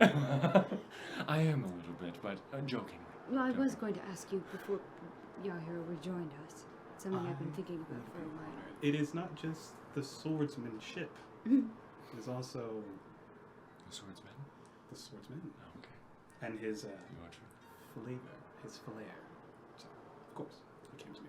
I see you think you're a better swordsman than me. A better performer, at least. Okay. We'll find something. I was in shows in the Tower of the Seven. No. I was an actor. They do How do you plays. think I lied to you so well? I'm Well, they did plays. I don't know about anymore, but we would They put would on be really grand. bad if they did them now. Well, judging by the performers involved, yes, I would say so. But I was an evocation wizard, and I would do the pyrotechnics of them all. And we would do grand shows. We would fly around underneath the volcano's entrance, and Wow, that sounds fun. shows. I would fly. Wish I saw that. I would fly into the fire district and give the people of the fire district a show as well, because it was mainly a show for the elves and higher-ups of Morath, the district of Morath, but I did not appreciate that as much. So I would fly along with some of my other mages, sages, I should say.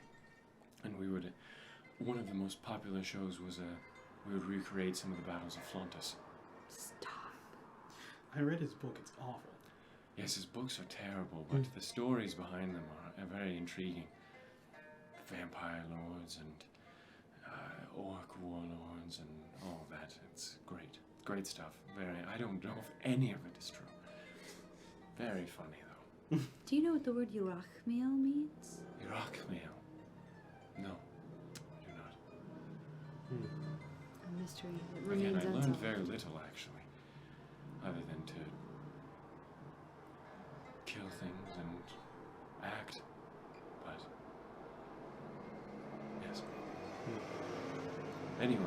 Well, you got me beat there too, then. Yes, well, when you've lived for 1,500 years,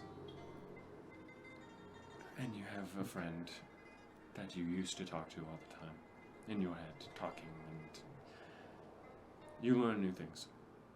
If you ever live for 1,500 years, or see the future from 1,500 years in the future, or whatever, I don't know.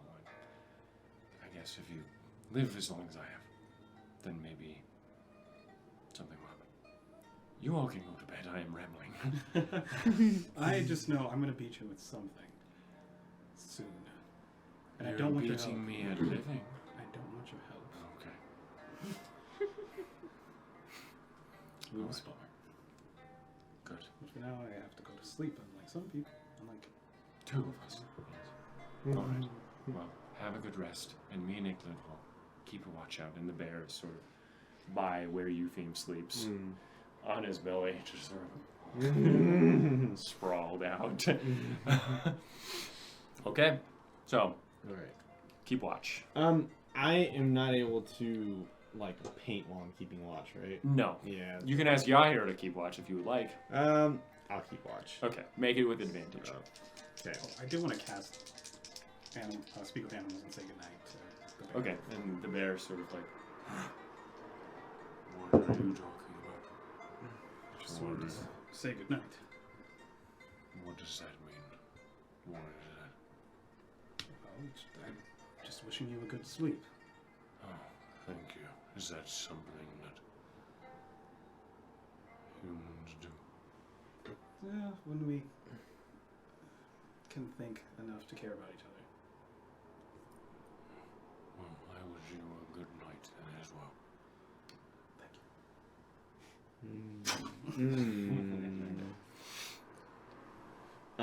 Oh, 24.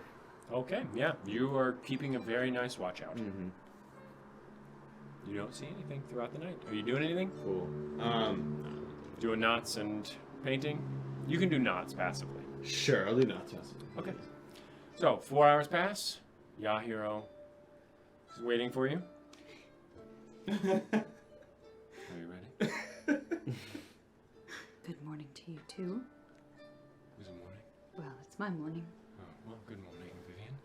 Are you ready to learn some spells? I remember last time was not great. I actually learned Watery Sphere. Thank you very much. What we were learning Arcane Hand at first, and then we Yes. had to Well, I switch. worked my way back up. I've learned a couple 5th level Well, spells then now. let us learn Arcane Hand then. Okay. Make an intelligence check for I'm me. rolling my necromancer dice Yeah! because I embarrassed myself so bad last time. Let's go. For the stream, Avery got me human bone dice Cursed. for my birthday. It's just one though. Smells like bone. Come on, baby. Stop talking with the smell. It smells like bone. Why did? Well, what do you say? Intelligence? Yes. Not Arcana? You're I'll not say gonna Arcana. get. Thank God. 17. 17? Okay. So, again, the Arcane Hand, shimmering and slightly translucent, looking somewhat like thick saline solution covered with stars, as it reaches out as he and you do the same motions as everything as he is doing. As a hand about half the size comes out and you're able to control it, and he, nice, good job, nice, okay, keep it going.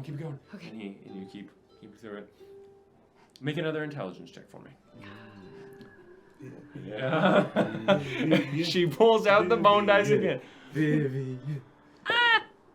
Natural 20. Oh! So with Arcana? 27. Okay. So you goes through the hand, going to the same size. All right. Now Now fight me. What? You heard me. Now try and Okay, and I arm try wrestle and... me. Oh, God. Okay, I try and Okay. grab his hand Now. first. Arcane Hand. I'm using like This a... is brilliant. You got this. Has a strength of 26, so it's plus 8. Wow. So, roll strength check against both with plus 8 to it. 18? 22. Fuck you, Yahoo. Okay, so This dice can roll 10s and natural 20s. the arcane hand off, and you think it would splash, but it just in the air. His arcane hand comes down and sort of pats you on the head. You feel how much force could be behind it, but he has immense control. Good job, Vivian. You now have the ability to learn it. With your paper. Nice. It's a 5th level spell, right? I need 5 gold, 4 pieces of paper. Yes, it is a 5th level spell. Yeah. Okay, it is now the 23rd of May. The sun wakes some of you as it rises in the east, heavily obscured by the ever-present forest of Amderon that holds tightly to the land. The sun burns brightly through the tops of its canopy, creating an explosion of greens and oranges that set your mind ablaze with feelings of contentment and comfort as the warmth of it caresses your face. You begin to notice far fewer travelers, if any at all. The majority of the refugees, traders, merchants, or wandering folk appear to have left the southernmost edge of the realms at this point, leaving you to travel large stretches of road without a single soul in sight. At this point, you find yourself walking amidst fields of many different crops. You find yourself looking upon finely tilled soil lined with small crops of lavender, the vibrant purple soaking in the rays of the sun, their thin stalks gently shifting in the wind as teams of bees fall heavily upon their buds, drinking heartily of the pollen. You see some of the bumblebees carrying hefty loads of rich pollen from their posts, their skinny black legs weighed down quite a bit as they hobble away in the air. You hear a cacophony of buzzing within the subtle breeze that funnels in from the south. Thousands of bees flying about in front, behind, above, and all around you as you travel, paying little to no mind of your presence, just doing their jobs, though the bear is looking around, sort of in the air. You see him pop up in the crops. You feel a sense of joy knowing the bees exist around you, filling the strange emptiness of the road ever so slightly. The chimneys of the farmhouses still sprout from the ocean of life that exists on either side of the road, the ocean crashing against the bulwark of Amderon to the east, but the waves of it flowing unimpeded to the west, with rows and rows of lush green alfalfa, small bushels of carrots that sprout from the ground enthusiastically, vineyards of grapes and green beans that course over the dips and rolling forms of the southern fields. Eventually, after a few more hours, you see, upon the horizon, absolutely massive fields of orchards. You see the luscious green tops of apple, plum, and pear trees, all growing from deeply browned and tilled soil underneath. You begin to smell the sweet aroma of fallen fruits and the sun-baked scent of their leaves. Soon after, you see the gorgeous orchards of the Vetterbroekian farmers. Do you see a smaller unpaved road branching off to the right, embedded in the dirt, sticking sort of lopsided. It reads Schwenten, 84 miles north, Vetterbroek, 101 miles south, and Pools, 103 miles west. However, scratched over the word Pools, it reads Death. And underneath that reads, To the King, I. To the King I, like E-Y-E? A-Y-E. Mm-hmm. Oh. That makes my skin crawl. It's at 134 miles. What? East. East. Sorry. Yes. 130 miles east is Pools. Take a guess which king they're talking about. 130 miles. That's how long? It's about 9 days if you travel the entire way. Sorry, not 9. 5 or 6 days. Cool. Sorry, you said we're in Vetterbrook now? No, No. you are outside of it, but you see the orchards that span out from it. Vetterbrook is known for its fruits. Well, if we pass into this town, I implore us not to stay for at all, really. We won't be passing through Vetterbrook. We're going east from here. From here is Yes, this point? yes, the small road is where we should go. Okay, great. Okay, nice. And the bear sort of pops out and goes to one of the nearby trees. He's got the right idea. Starts nodding. All right, you guys heading east? Yeah. Heading east. Okay. Yeah. So, night 3 of travel. Now traveling east towards Pools. Sorry, west. You guys are traveling west. Sorry, it's west. Left. West, yeah. You guys are traveling west. You said west. Yeah. You find a cozy spot underneath some of the apple trees that now line the southern half of the road. Vivian expands her dome around the roots of the tree, allowing for some of the lower hanging branches to peek inside as you all hunker down for the night. Okay. So you keep a watch? Yeah. Yep. Before bed, I'd like to try and start a apple fermentation thing.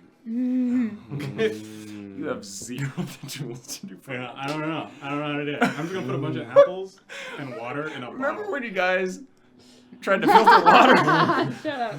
That was The session I was gone for, I heard. that was a good. Anyway,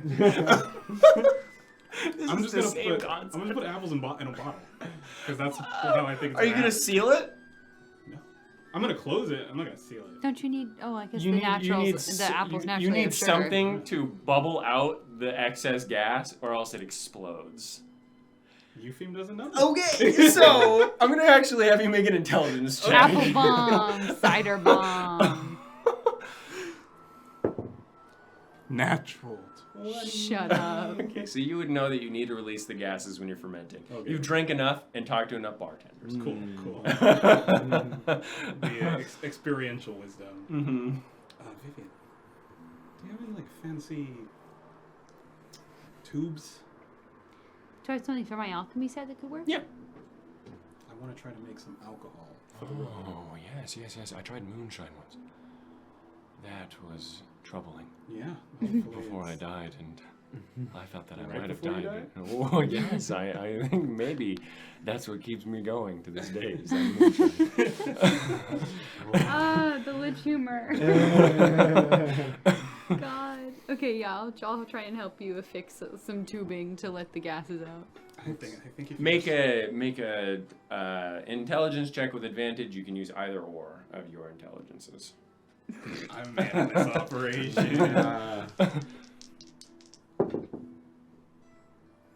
Is that Hey. 2 and an 18? Intelligence. Yeah.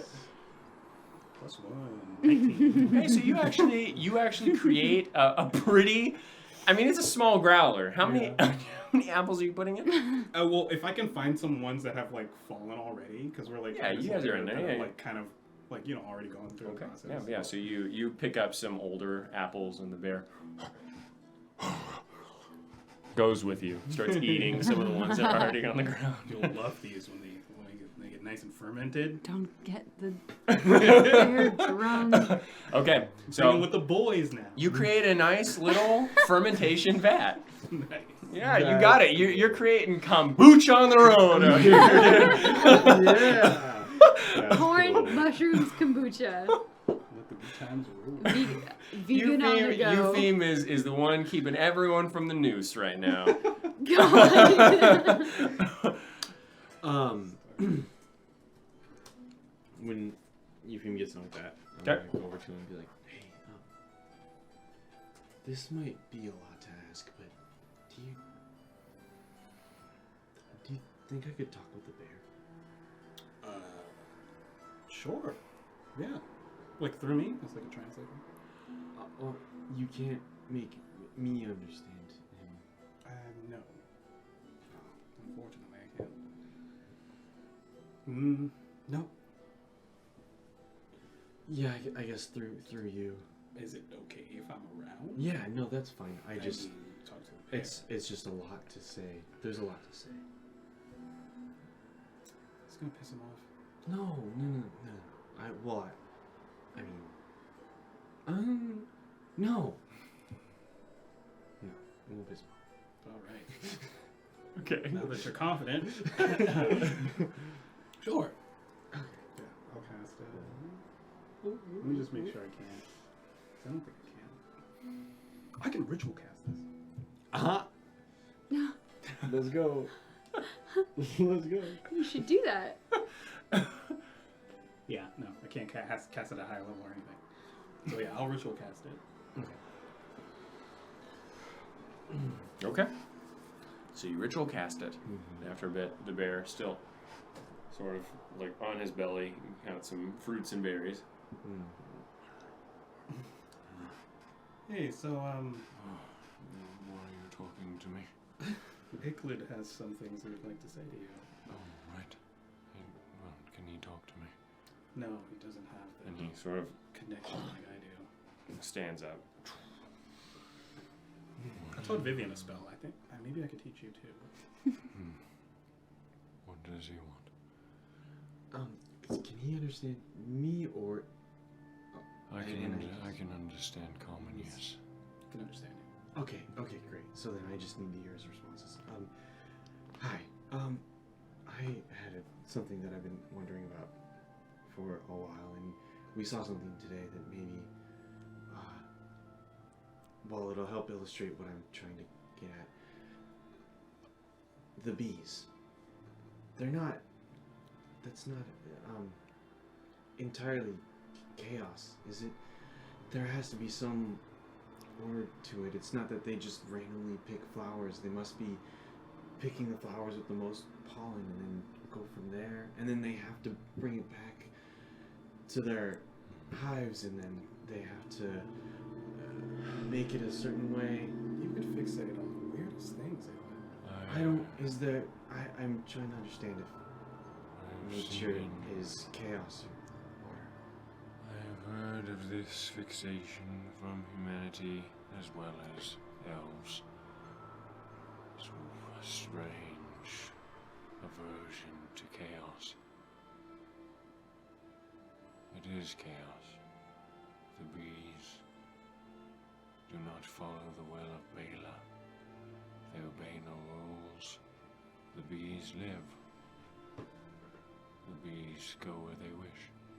And that is beautiful. If they were forced into one thing, that would not be life. Life is choice. And in that, there is chaos.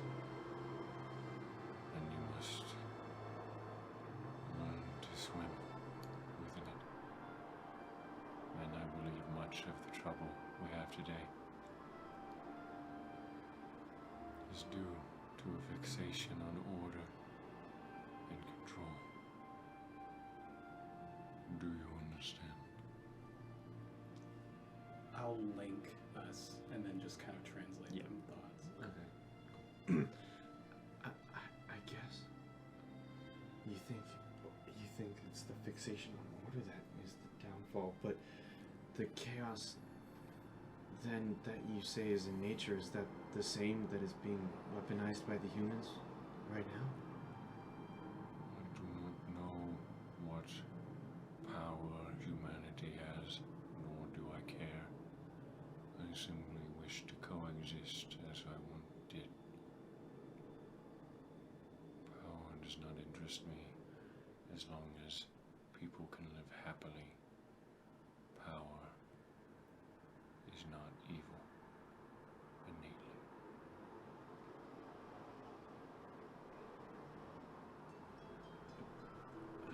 Do you not like chaos? It doesn't seem like it's very conducive to.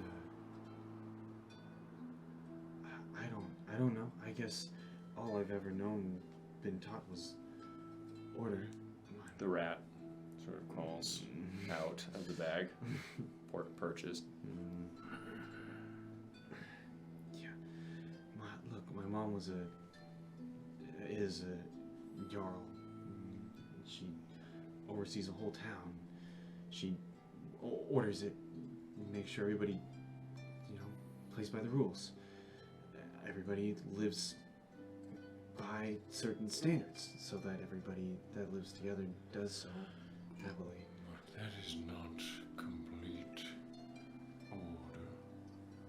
Those people are allowed to go wherever they please. They are simply not allowed to impede on the lives of other people. Chaos doesn't do that innately. Oh no, I grew up with a bunch of crazy, bumbling, lovable fools who didn't follow any sort of order that I could think of. And we managed to not step on each other's toes. We were always dancing and laughing and singing. But this chaos that is being championed by Titus and the followers of Balanzar, this is bad. What's the difference? Where's the line? I don't see it. There is no line, and that is another folly of humanity. Life is life. Trying to rule over it in any way is bad. Simply be.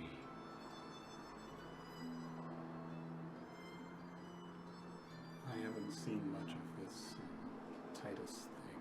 I just know it gives me the heebie-jeebies. I don't really know anything about this chaos order dynamic that you're talking about. I live my life pretty chaotically, though. It does my health pretty well. So you think that if there was no order, everything would just chaotically correct itself and not trample over each other? You say this as if one can exist without the other. What? Can there be order with no chaos? Is there such a thing? Is there shadows without light? Also, order doesn't stop us from trampling on each other either, so I guess the point is really mute, right? So I've been trampled on by a lot of orders in various cities. I suffer from order daily. The order of humanity. All of it. Okay. I can hear that perspective. Life is life, and trying to rule it in any way seems like the root of the issue. Protecting life is a form of order. Remember that. Sure. But allowing life to live is chaotic, and you must deal with that both.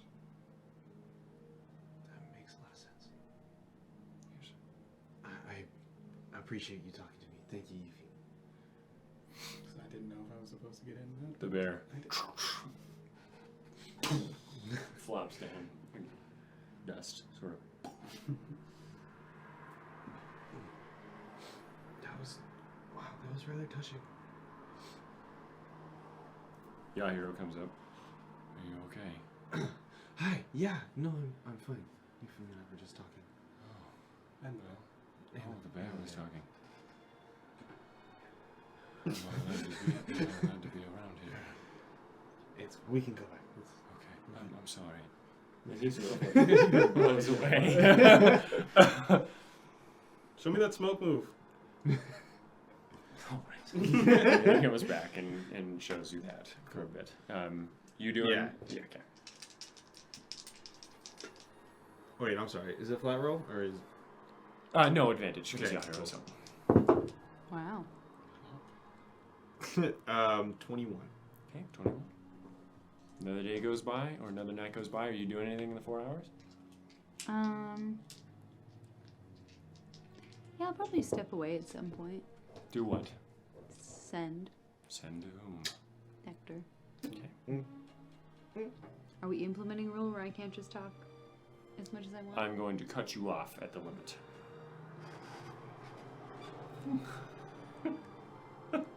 Whatever.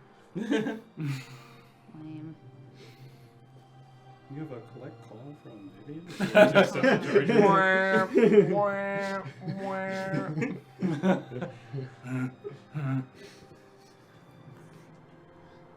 At fucking 3 in the morning? Yeah. Get him. He decided to have a daughter, okay? It's my 3 a.m. sad calls, okay?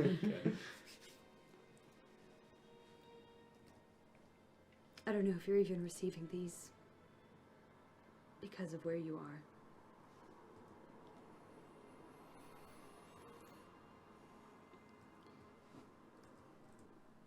There's a lot of distraction going on here, which is nice. Because everything is terrible. All the time. I just wanted to say that,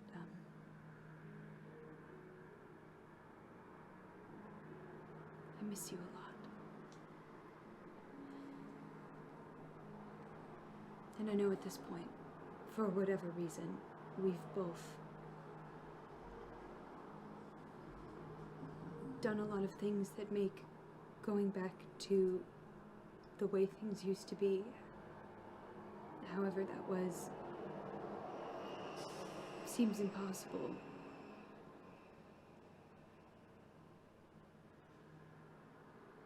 Because we can't forgive ourselves and we don't think other people will.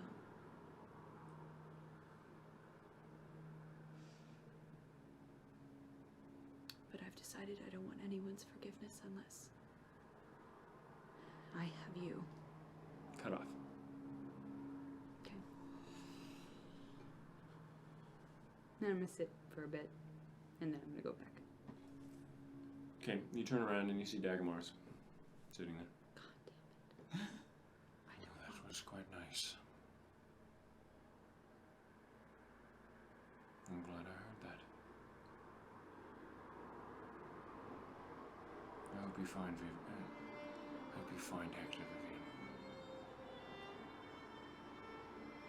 And I hope I see your face when you do. For I don't ever believe I've seen you happy.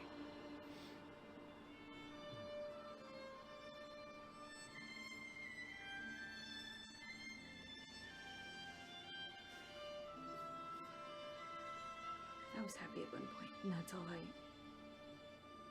need to know that it's possible to have it again. I was happy a few months ago. In Fenton. Yes, it was nice. May we both find that again. And I do hope I know you if I live past all this. I hope I know you too.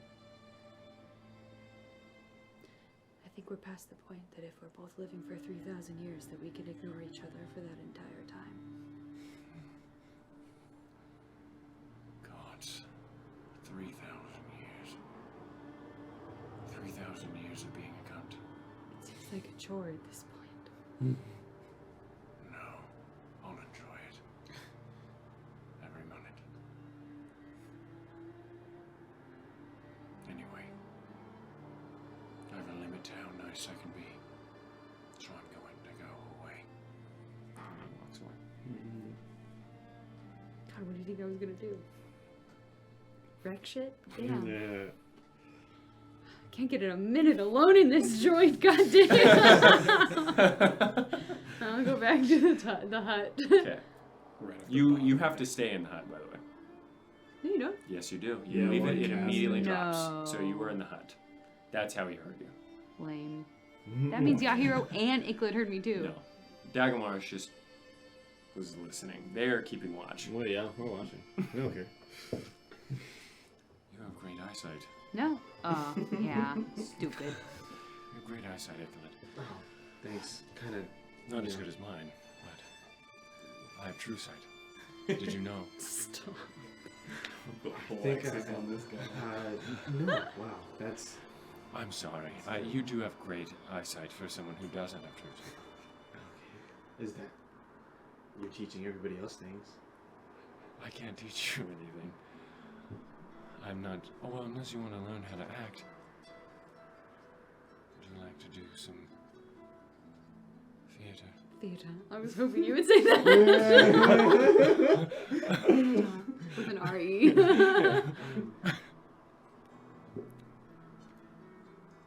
Yeah, why not? I'll try it. I mean, I'm absolutely terrible at art.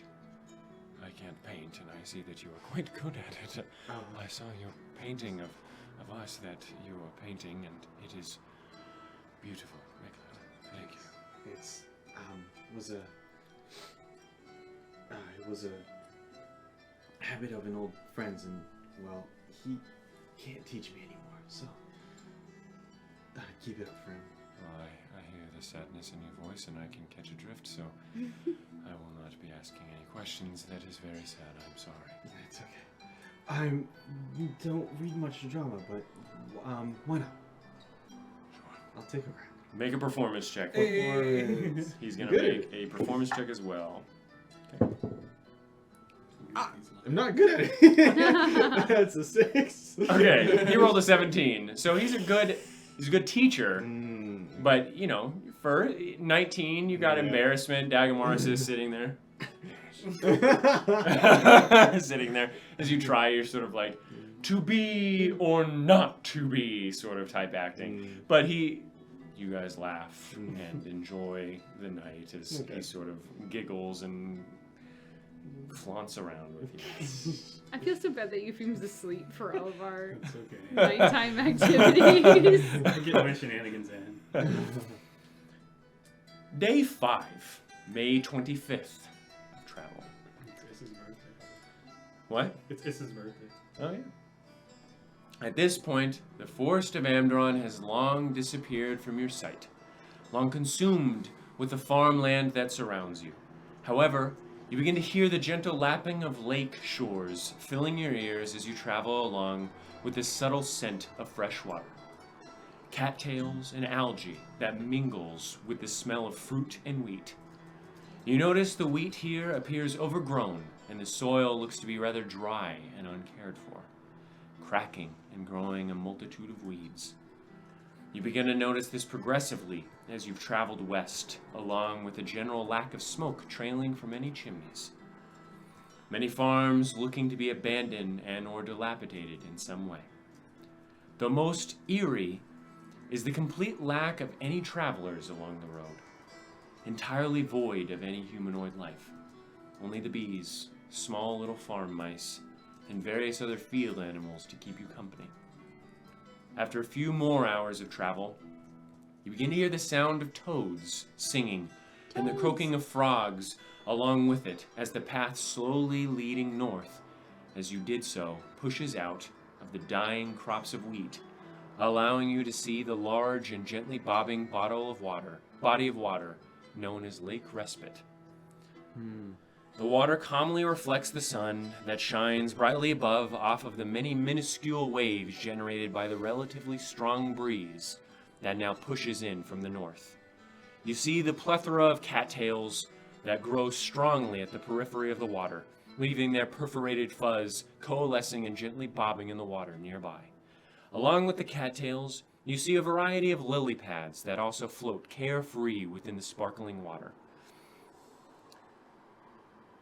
Water of the lake that hold upon them a variety of frogs and large dragonflies. Along with the wildlife, you see a few houses built precariously along the rim of the lake, docks outstretched into the beautifully calm lake with shabby boats tied loosely to their supports. Far off, barely visible, you see the island that rests near the center of the lake, black and charred from last year. They burned it. Oh, When the didn't farmers- we hear that the townspeople burned it? Oh. Yeah. When the farmers took their torches to it in response to the hag that once lived there. It was really fucked. You can't Yeah, see it was a much, messy situation. though it does look somewhat, at least, like it's recovering from the farmers' onslaught. Yet you still see no chimney smoke, no boats on the water, and nary a sound of farming in the air. Yikes. It causes you a bit of unease, this feeling you now gather within your belly. a feeling of isolation and dread that this lack of people drives within you. Not that you haven't been in places that lacked civilization before, but it reminds you slightly of the Underdark in so much that your mind believes two things: that there should be people here, and that you should see them. Yet you see no one. You see no one in a place you believe you should see many, as this is the life of the continent. This is where all the food of the continent is derived, and yet you see no one harvesting, no one living in this lush life. As you progress, traveling along the lake, you begin to smell an odd stench in the air, a tangy scent that seems to pinch the back of your throat as you inhale, though you can't quite place it. The smell is not strong, nor is it overbearing, as you can still smell the scent of nature all around you. It is an underlying tone that you struggle to fully grasp. You find yourself wavering once more upon the path. The water's gentle lapping causing your eyes to grow heavy, and the sound of toads and crickets seemingly singing you to sleep. You find a nice slope heading in towards the lake, unpacking your sleeping bags, expanding the dome a few inches from the lake, and looking up at the stars whilst being serenaded by wildlife all around you. Toads. You all, who's keeping watch? Yeah, I'm. Okay. Yeah. With advantage.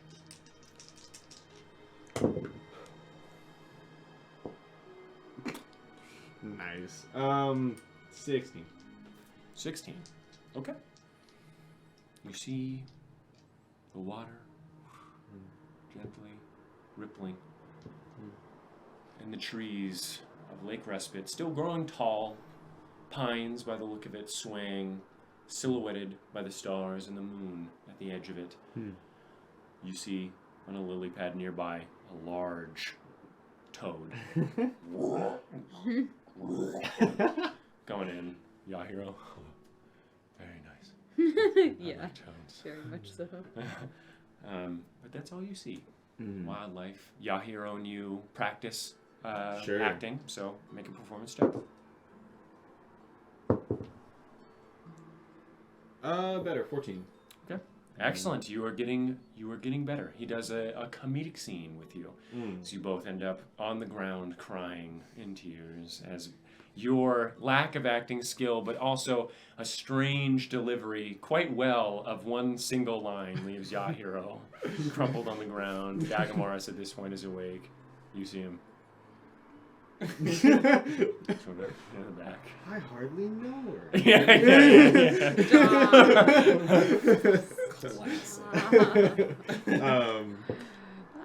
During the second half of the watch, can I break watch for a little bit and paint the lake scene? You mean you want to do the lake, or do you want to continue with your painting of Dagamaris and Yahiro? I want to do right now I want to do the lake. Okay, yeah, make another performance check. Cool. With advantage, because this is something you're good at. Just make one really big toad in the middle. the middle island, it's a bunch of little toads, and then you make a little optical illusion where the middle island is just one. Eyes.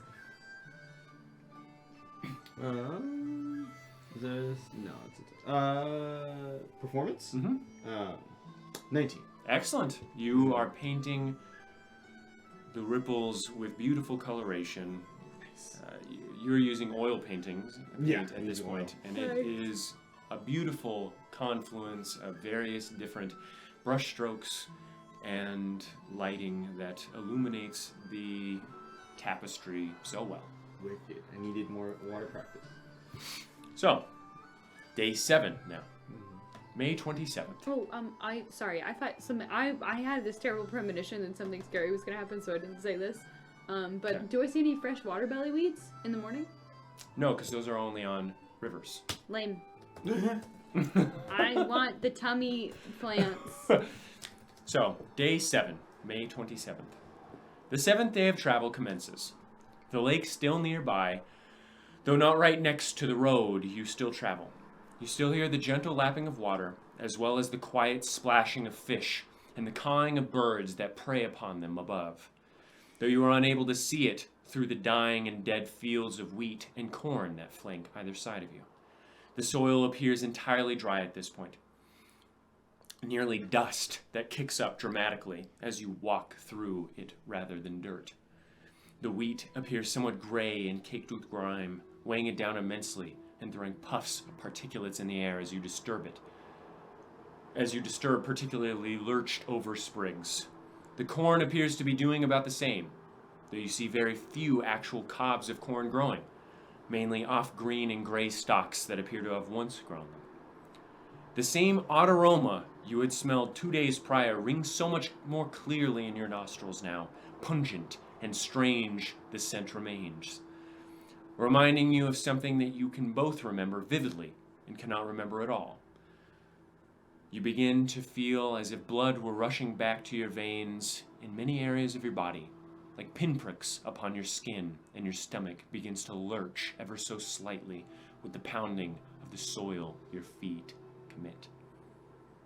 After 2 more hours of travel, you see something strange. An odd mirage in the distance. What the fuck?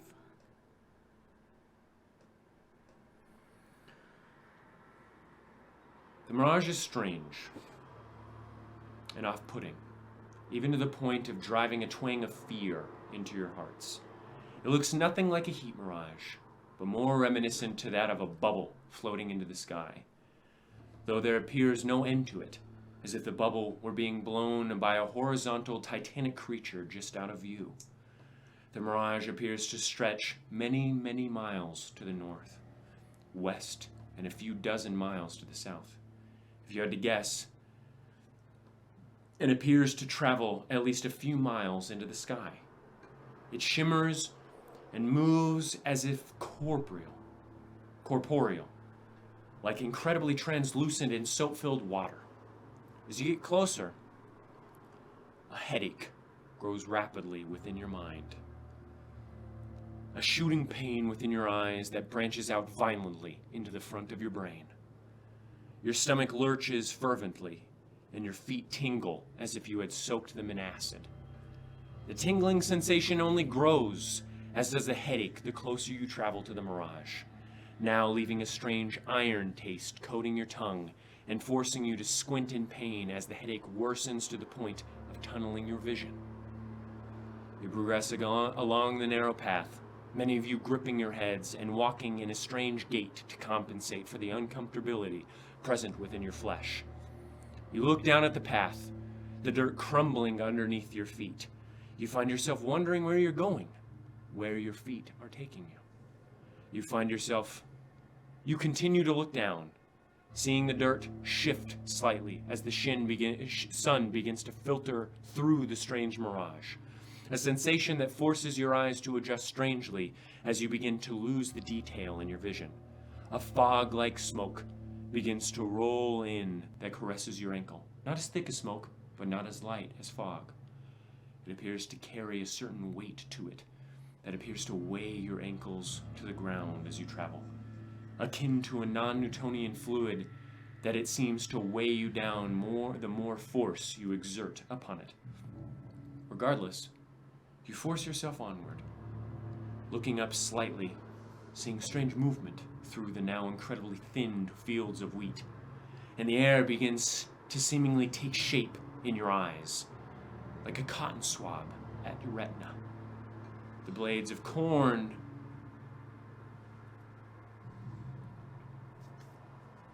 reflect the change in the environment.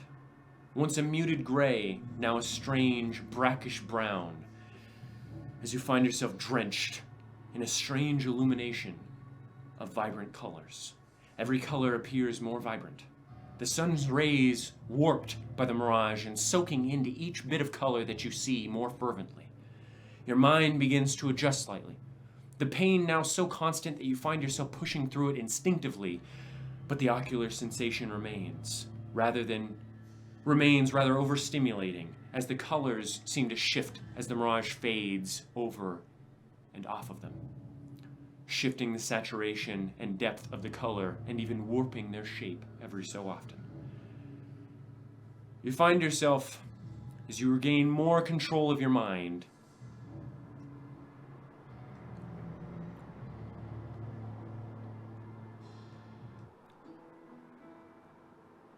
looking out from the edge of a complete wasteland. The ground burns in a nearly invisible, almost water-like flame. The soil, much of it at least, appears to shine a shimmer like glass underneath the strange flame. Cracks in the earth appear to emulate a strange red hue that seeps from it like pollen in the air. Very few plants look to remain within the burning and glassed wasteland that lays before you, and those that do look strange. The remains of the sparse elms that speckled the area have changed drastically. One in particular catches your eye upon a hill not too far from you. Its once beautifully brown trunk looks to now be mottled red and white coloration, and the many dozens of branches that used to explode upward, covered in lush green leaves, have been replaced by nearly glass-like and incredibly long, smooth-tipped, spear-like extensions that all point directly upwards, still moving just the same in the updraft of the flame as branches might. The patches of corn that look to have survived burn in a nearly moon-like flame, speckled in orange and black particles that evaporate as soon as they leave the flames. Each stalk of corn looks to bear a cob, though the cob looks to be a somewhat reflective, muted gray coloration that appears to absorb all light that touches it, creating a strange optical illusion only broken by the slight black lines that trace the outline of some of the individual kernels. None of the wheat looks to have survived upon the rolling hills of magical annihilation that expand out before you, the soil where they once rested reduced to a crackling glass-like patch. Where the glass wasn't formed, the soil is scorched black, baked and deprived of all life, it seems. You find yourself looking upon utter destruction and surrounded, bathed in the same mirage you saw earlier, shifting and contorting your vision in the strange, deep purple and blood-red miasma. You see the remnants of homes, farmsteads, and the scattered remains of fence posts, though they all look to be engulfed in the same magical chaos that stretches on for miles and miles. The sky above you looks ill, swirling with strange red energy that looks distorted by the mirage that exists everywhere in the space. Looking back down to the ground and back where you came, you can see a familiar pattern upon the ground that separates this scape of destruction with a somewhat maintained nature behind you. Arcs of lightning that wildly streak onto the ground almost at random, leaving branching streaks of char that stem out from a thick arc and branching many tens of times from each other branch. You slowly march inward, every step sending chills down your spine, emotionally and quite physically, as you are barraged by an absolute assault of sensations that course through you like lightning through a copper rod. Your tongue remains coated in an iron-like taste that leaves you thirsty for water. Your muscles spasm as needle-like sensations run across your skin. Your mind throbs in pain as the headache consumes its entirety. Your stomach thrusts against the lining of your abdomen, and those of you with gonads feel them ache endlessly. Despite all of this, you all continue into the fields of Glaucon's hate. The aroma of foul magic, char, and death filling your nostrils, and the crunch of soil and the snap of glass underneath your feet. As there is no path to follow anymore, you push up towards the elm-laden hill, walking steadily up the moderate slope, finding yourself looking somewhat over much of the fields from this new perspective. You find it to be far worse than you had previously imagined. Very little of the land left untouched. What little that is, looking amidst such chaos, the relatively untouched plant life sticking out in patches that seem strange when looking at all of the destruction that lay around it. Gone are the fields of wildflowers that stretched between the farmland to pools. Gone are the animals that lived within the fields, the soil and the plants, all of it gone. What remains are paltry reminders of what once was, amidst the chaos of magical annihilation that mars the land within the scar of Glaucon. You all look upon that. Yahiro falls to his knees.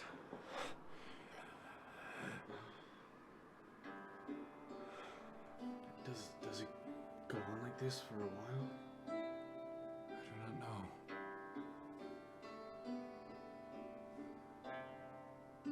think it was this bad.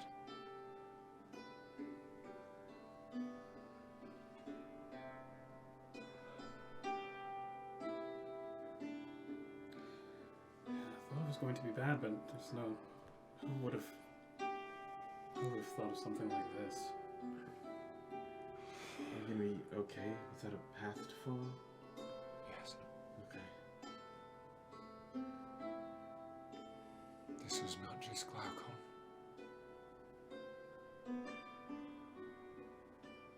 There are other magics at work here. The council? From the council? Yes. Yeah. Their own home.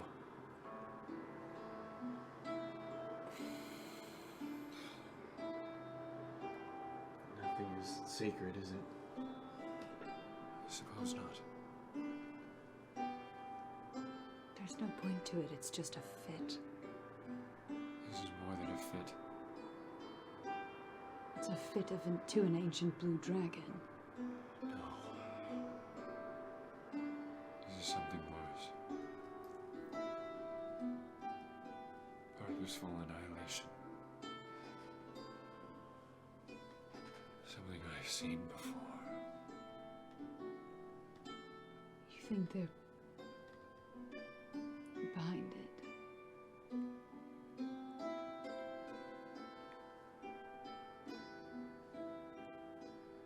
I don't know what to do.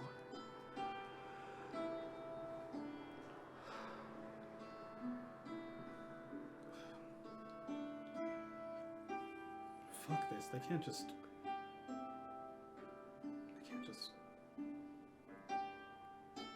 march across the south and flatten it.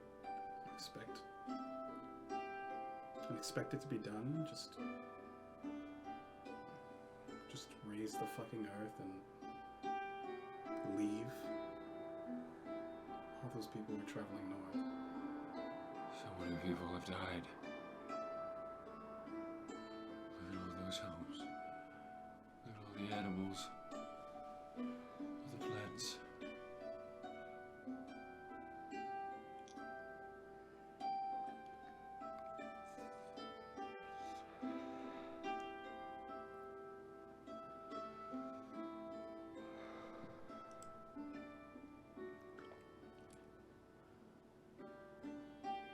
There's so much hatred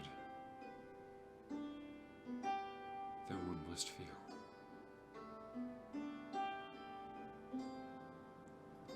So many dead for no reason.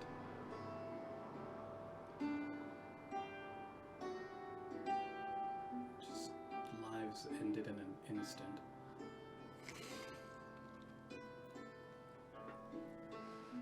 And all of their pain goes to Titus.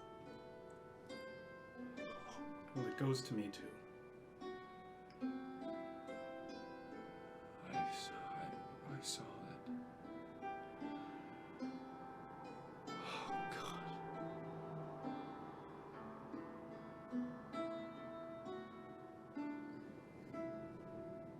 Well, I feel it too.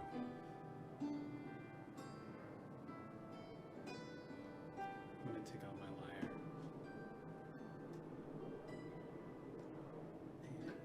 And play a song. And cast Move Earth. What are you doing? I just want to erect a pillar Okay. with the blackened soil. As you erect the pillar, the char beat down, God. pierces. It is not something that is the upper layer. It is not just scorched. This land is ruined. They didn't flatten everything. Nice. Diamora speaks up. No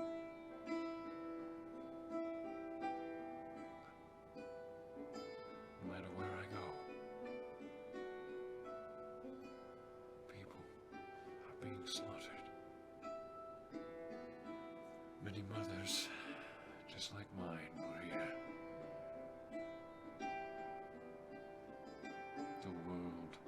is broken.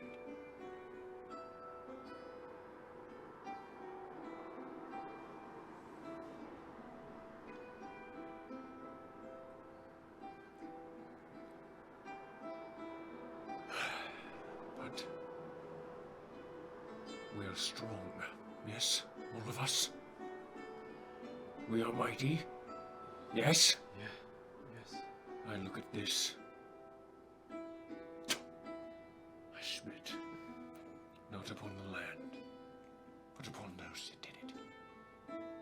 Glaucon is nothing but a worm, an overgrown lizard. It spits fire, violently, killing everyone in his path. And I've seen enough of such wanton destruction and death. It makes me sick, and I cannot bear it any longer. If I'm to save my people, then perhaps the Underdark is not the only place to go. For Glaucon still lives. As do the liches, and as do those mages in that tower.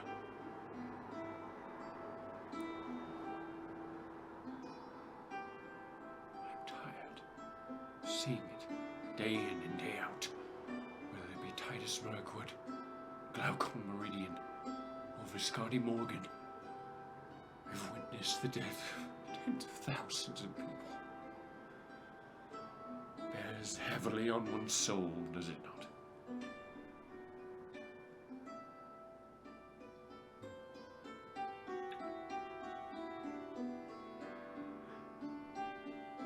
I can only imagine Eupheme seeing those souls, or Titus bearing them within him. Such pain. It brings me to my knees every time I think of it. And I'm thankful to have you all here, bearing witness with me, or I feel as if I would be crushed underneath such sadness. But this past week of travel, I felt joy. This will not break me yet.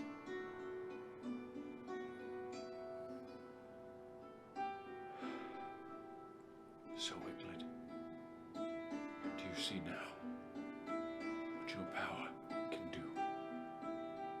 Do you feel the rage? Do you feel it, young one? Oh, I'm sorry to have witnessed such things so young. Your life so short.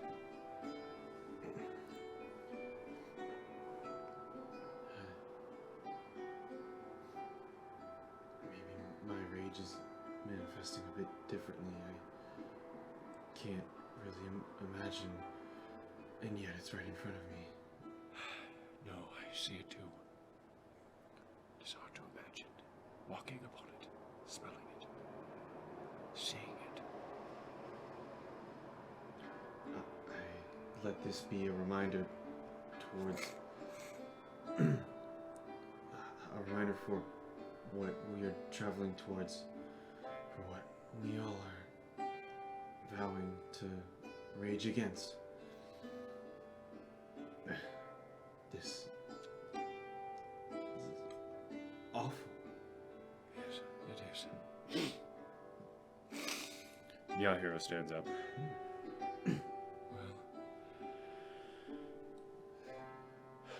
there's nothing left to do. We push on, and eventually, we kill the dragon, and we kill the liches, and we make sure this never happens again. Finally, someone who's speaking my language. Yea, verily. Perhaps when I die, the energy I have gathered within my body can reinvigorate this land. At least I hope I can do service to life. Come. Do not think that you will escape from your acting lessons or your dancing or your fencing instructing of Vivian. We must not let this get us down. Yes. Dagamora stands as well. Yes, Euphrem. Please, lighten the way. Through your song and through your speech. Let us get through this. Please. Together. Together. And the bear just silently looks upon it. Just wordlessly. Sort of.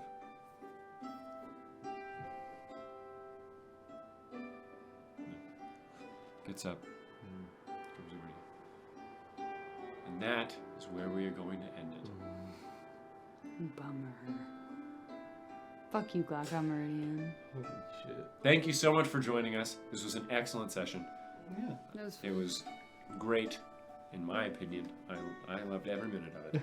And you did too. And so did you. And so did you. We will be back next Saturday. All things considered, hopefully. Yeah, I think Next Saturday? Next Saturday? Go. Yeah. Next Saturday at 6:30 p.m. Live confirmation. Yes. no pressure. No pressure. 6:30 p.m. PST every Saturday. Well, most Saturdays. 6:30 PST. You can catch the abridged episodes on YouTube to catch up to the story. You can catch the full episodes on our YouTube to watch the story. And you can catch all the handouts on our website and on our Patreon. Thank you all for joining us, and we hope to see you next week. Thank you so much. Love you, bye.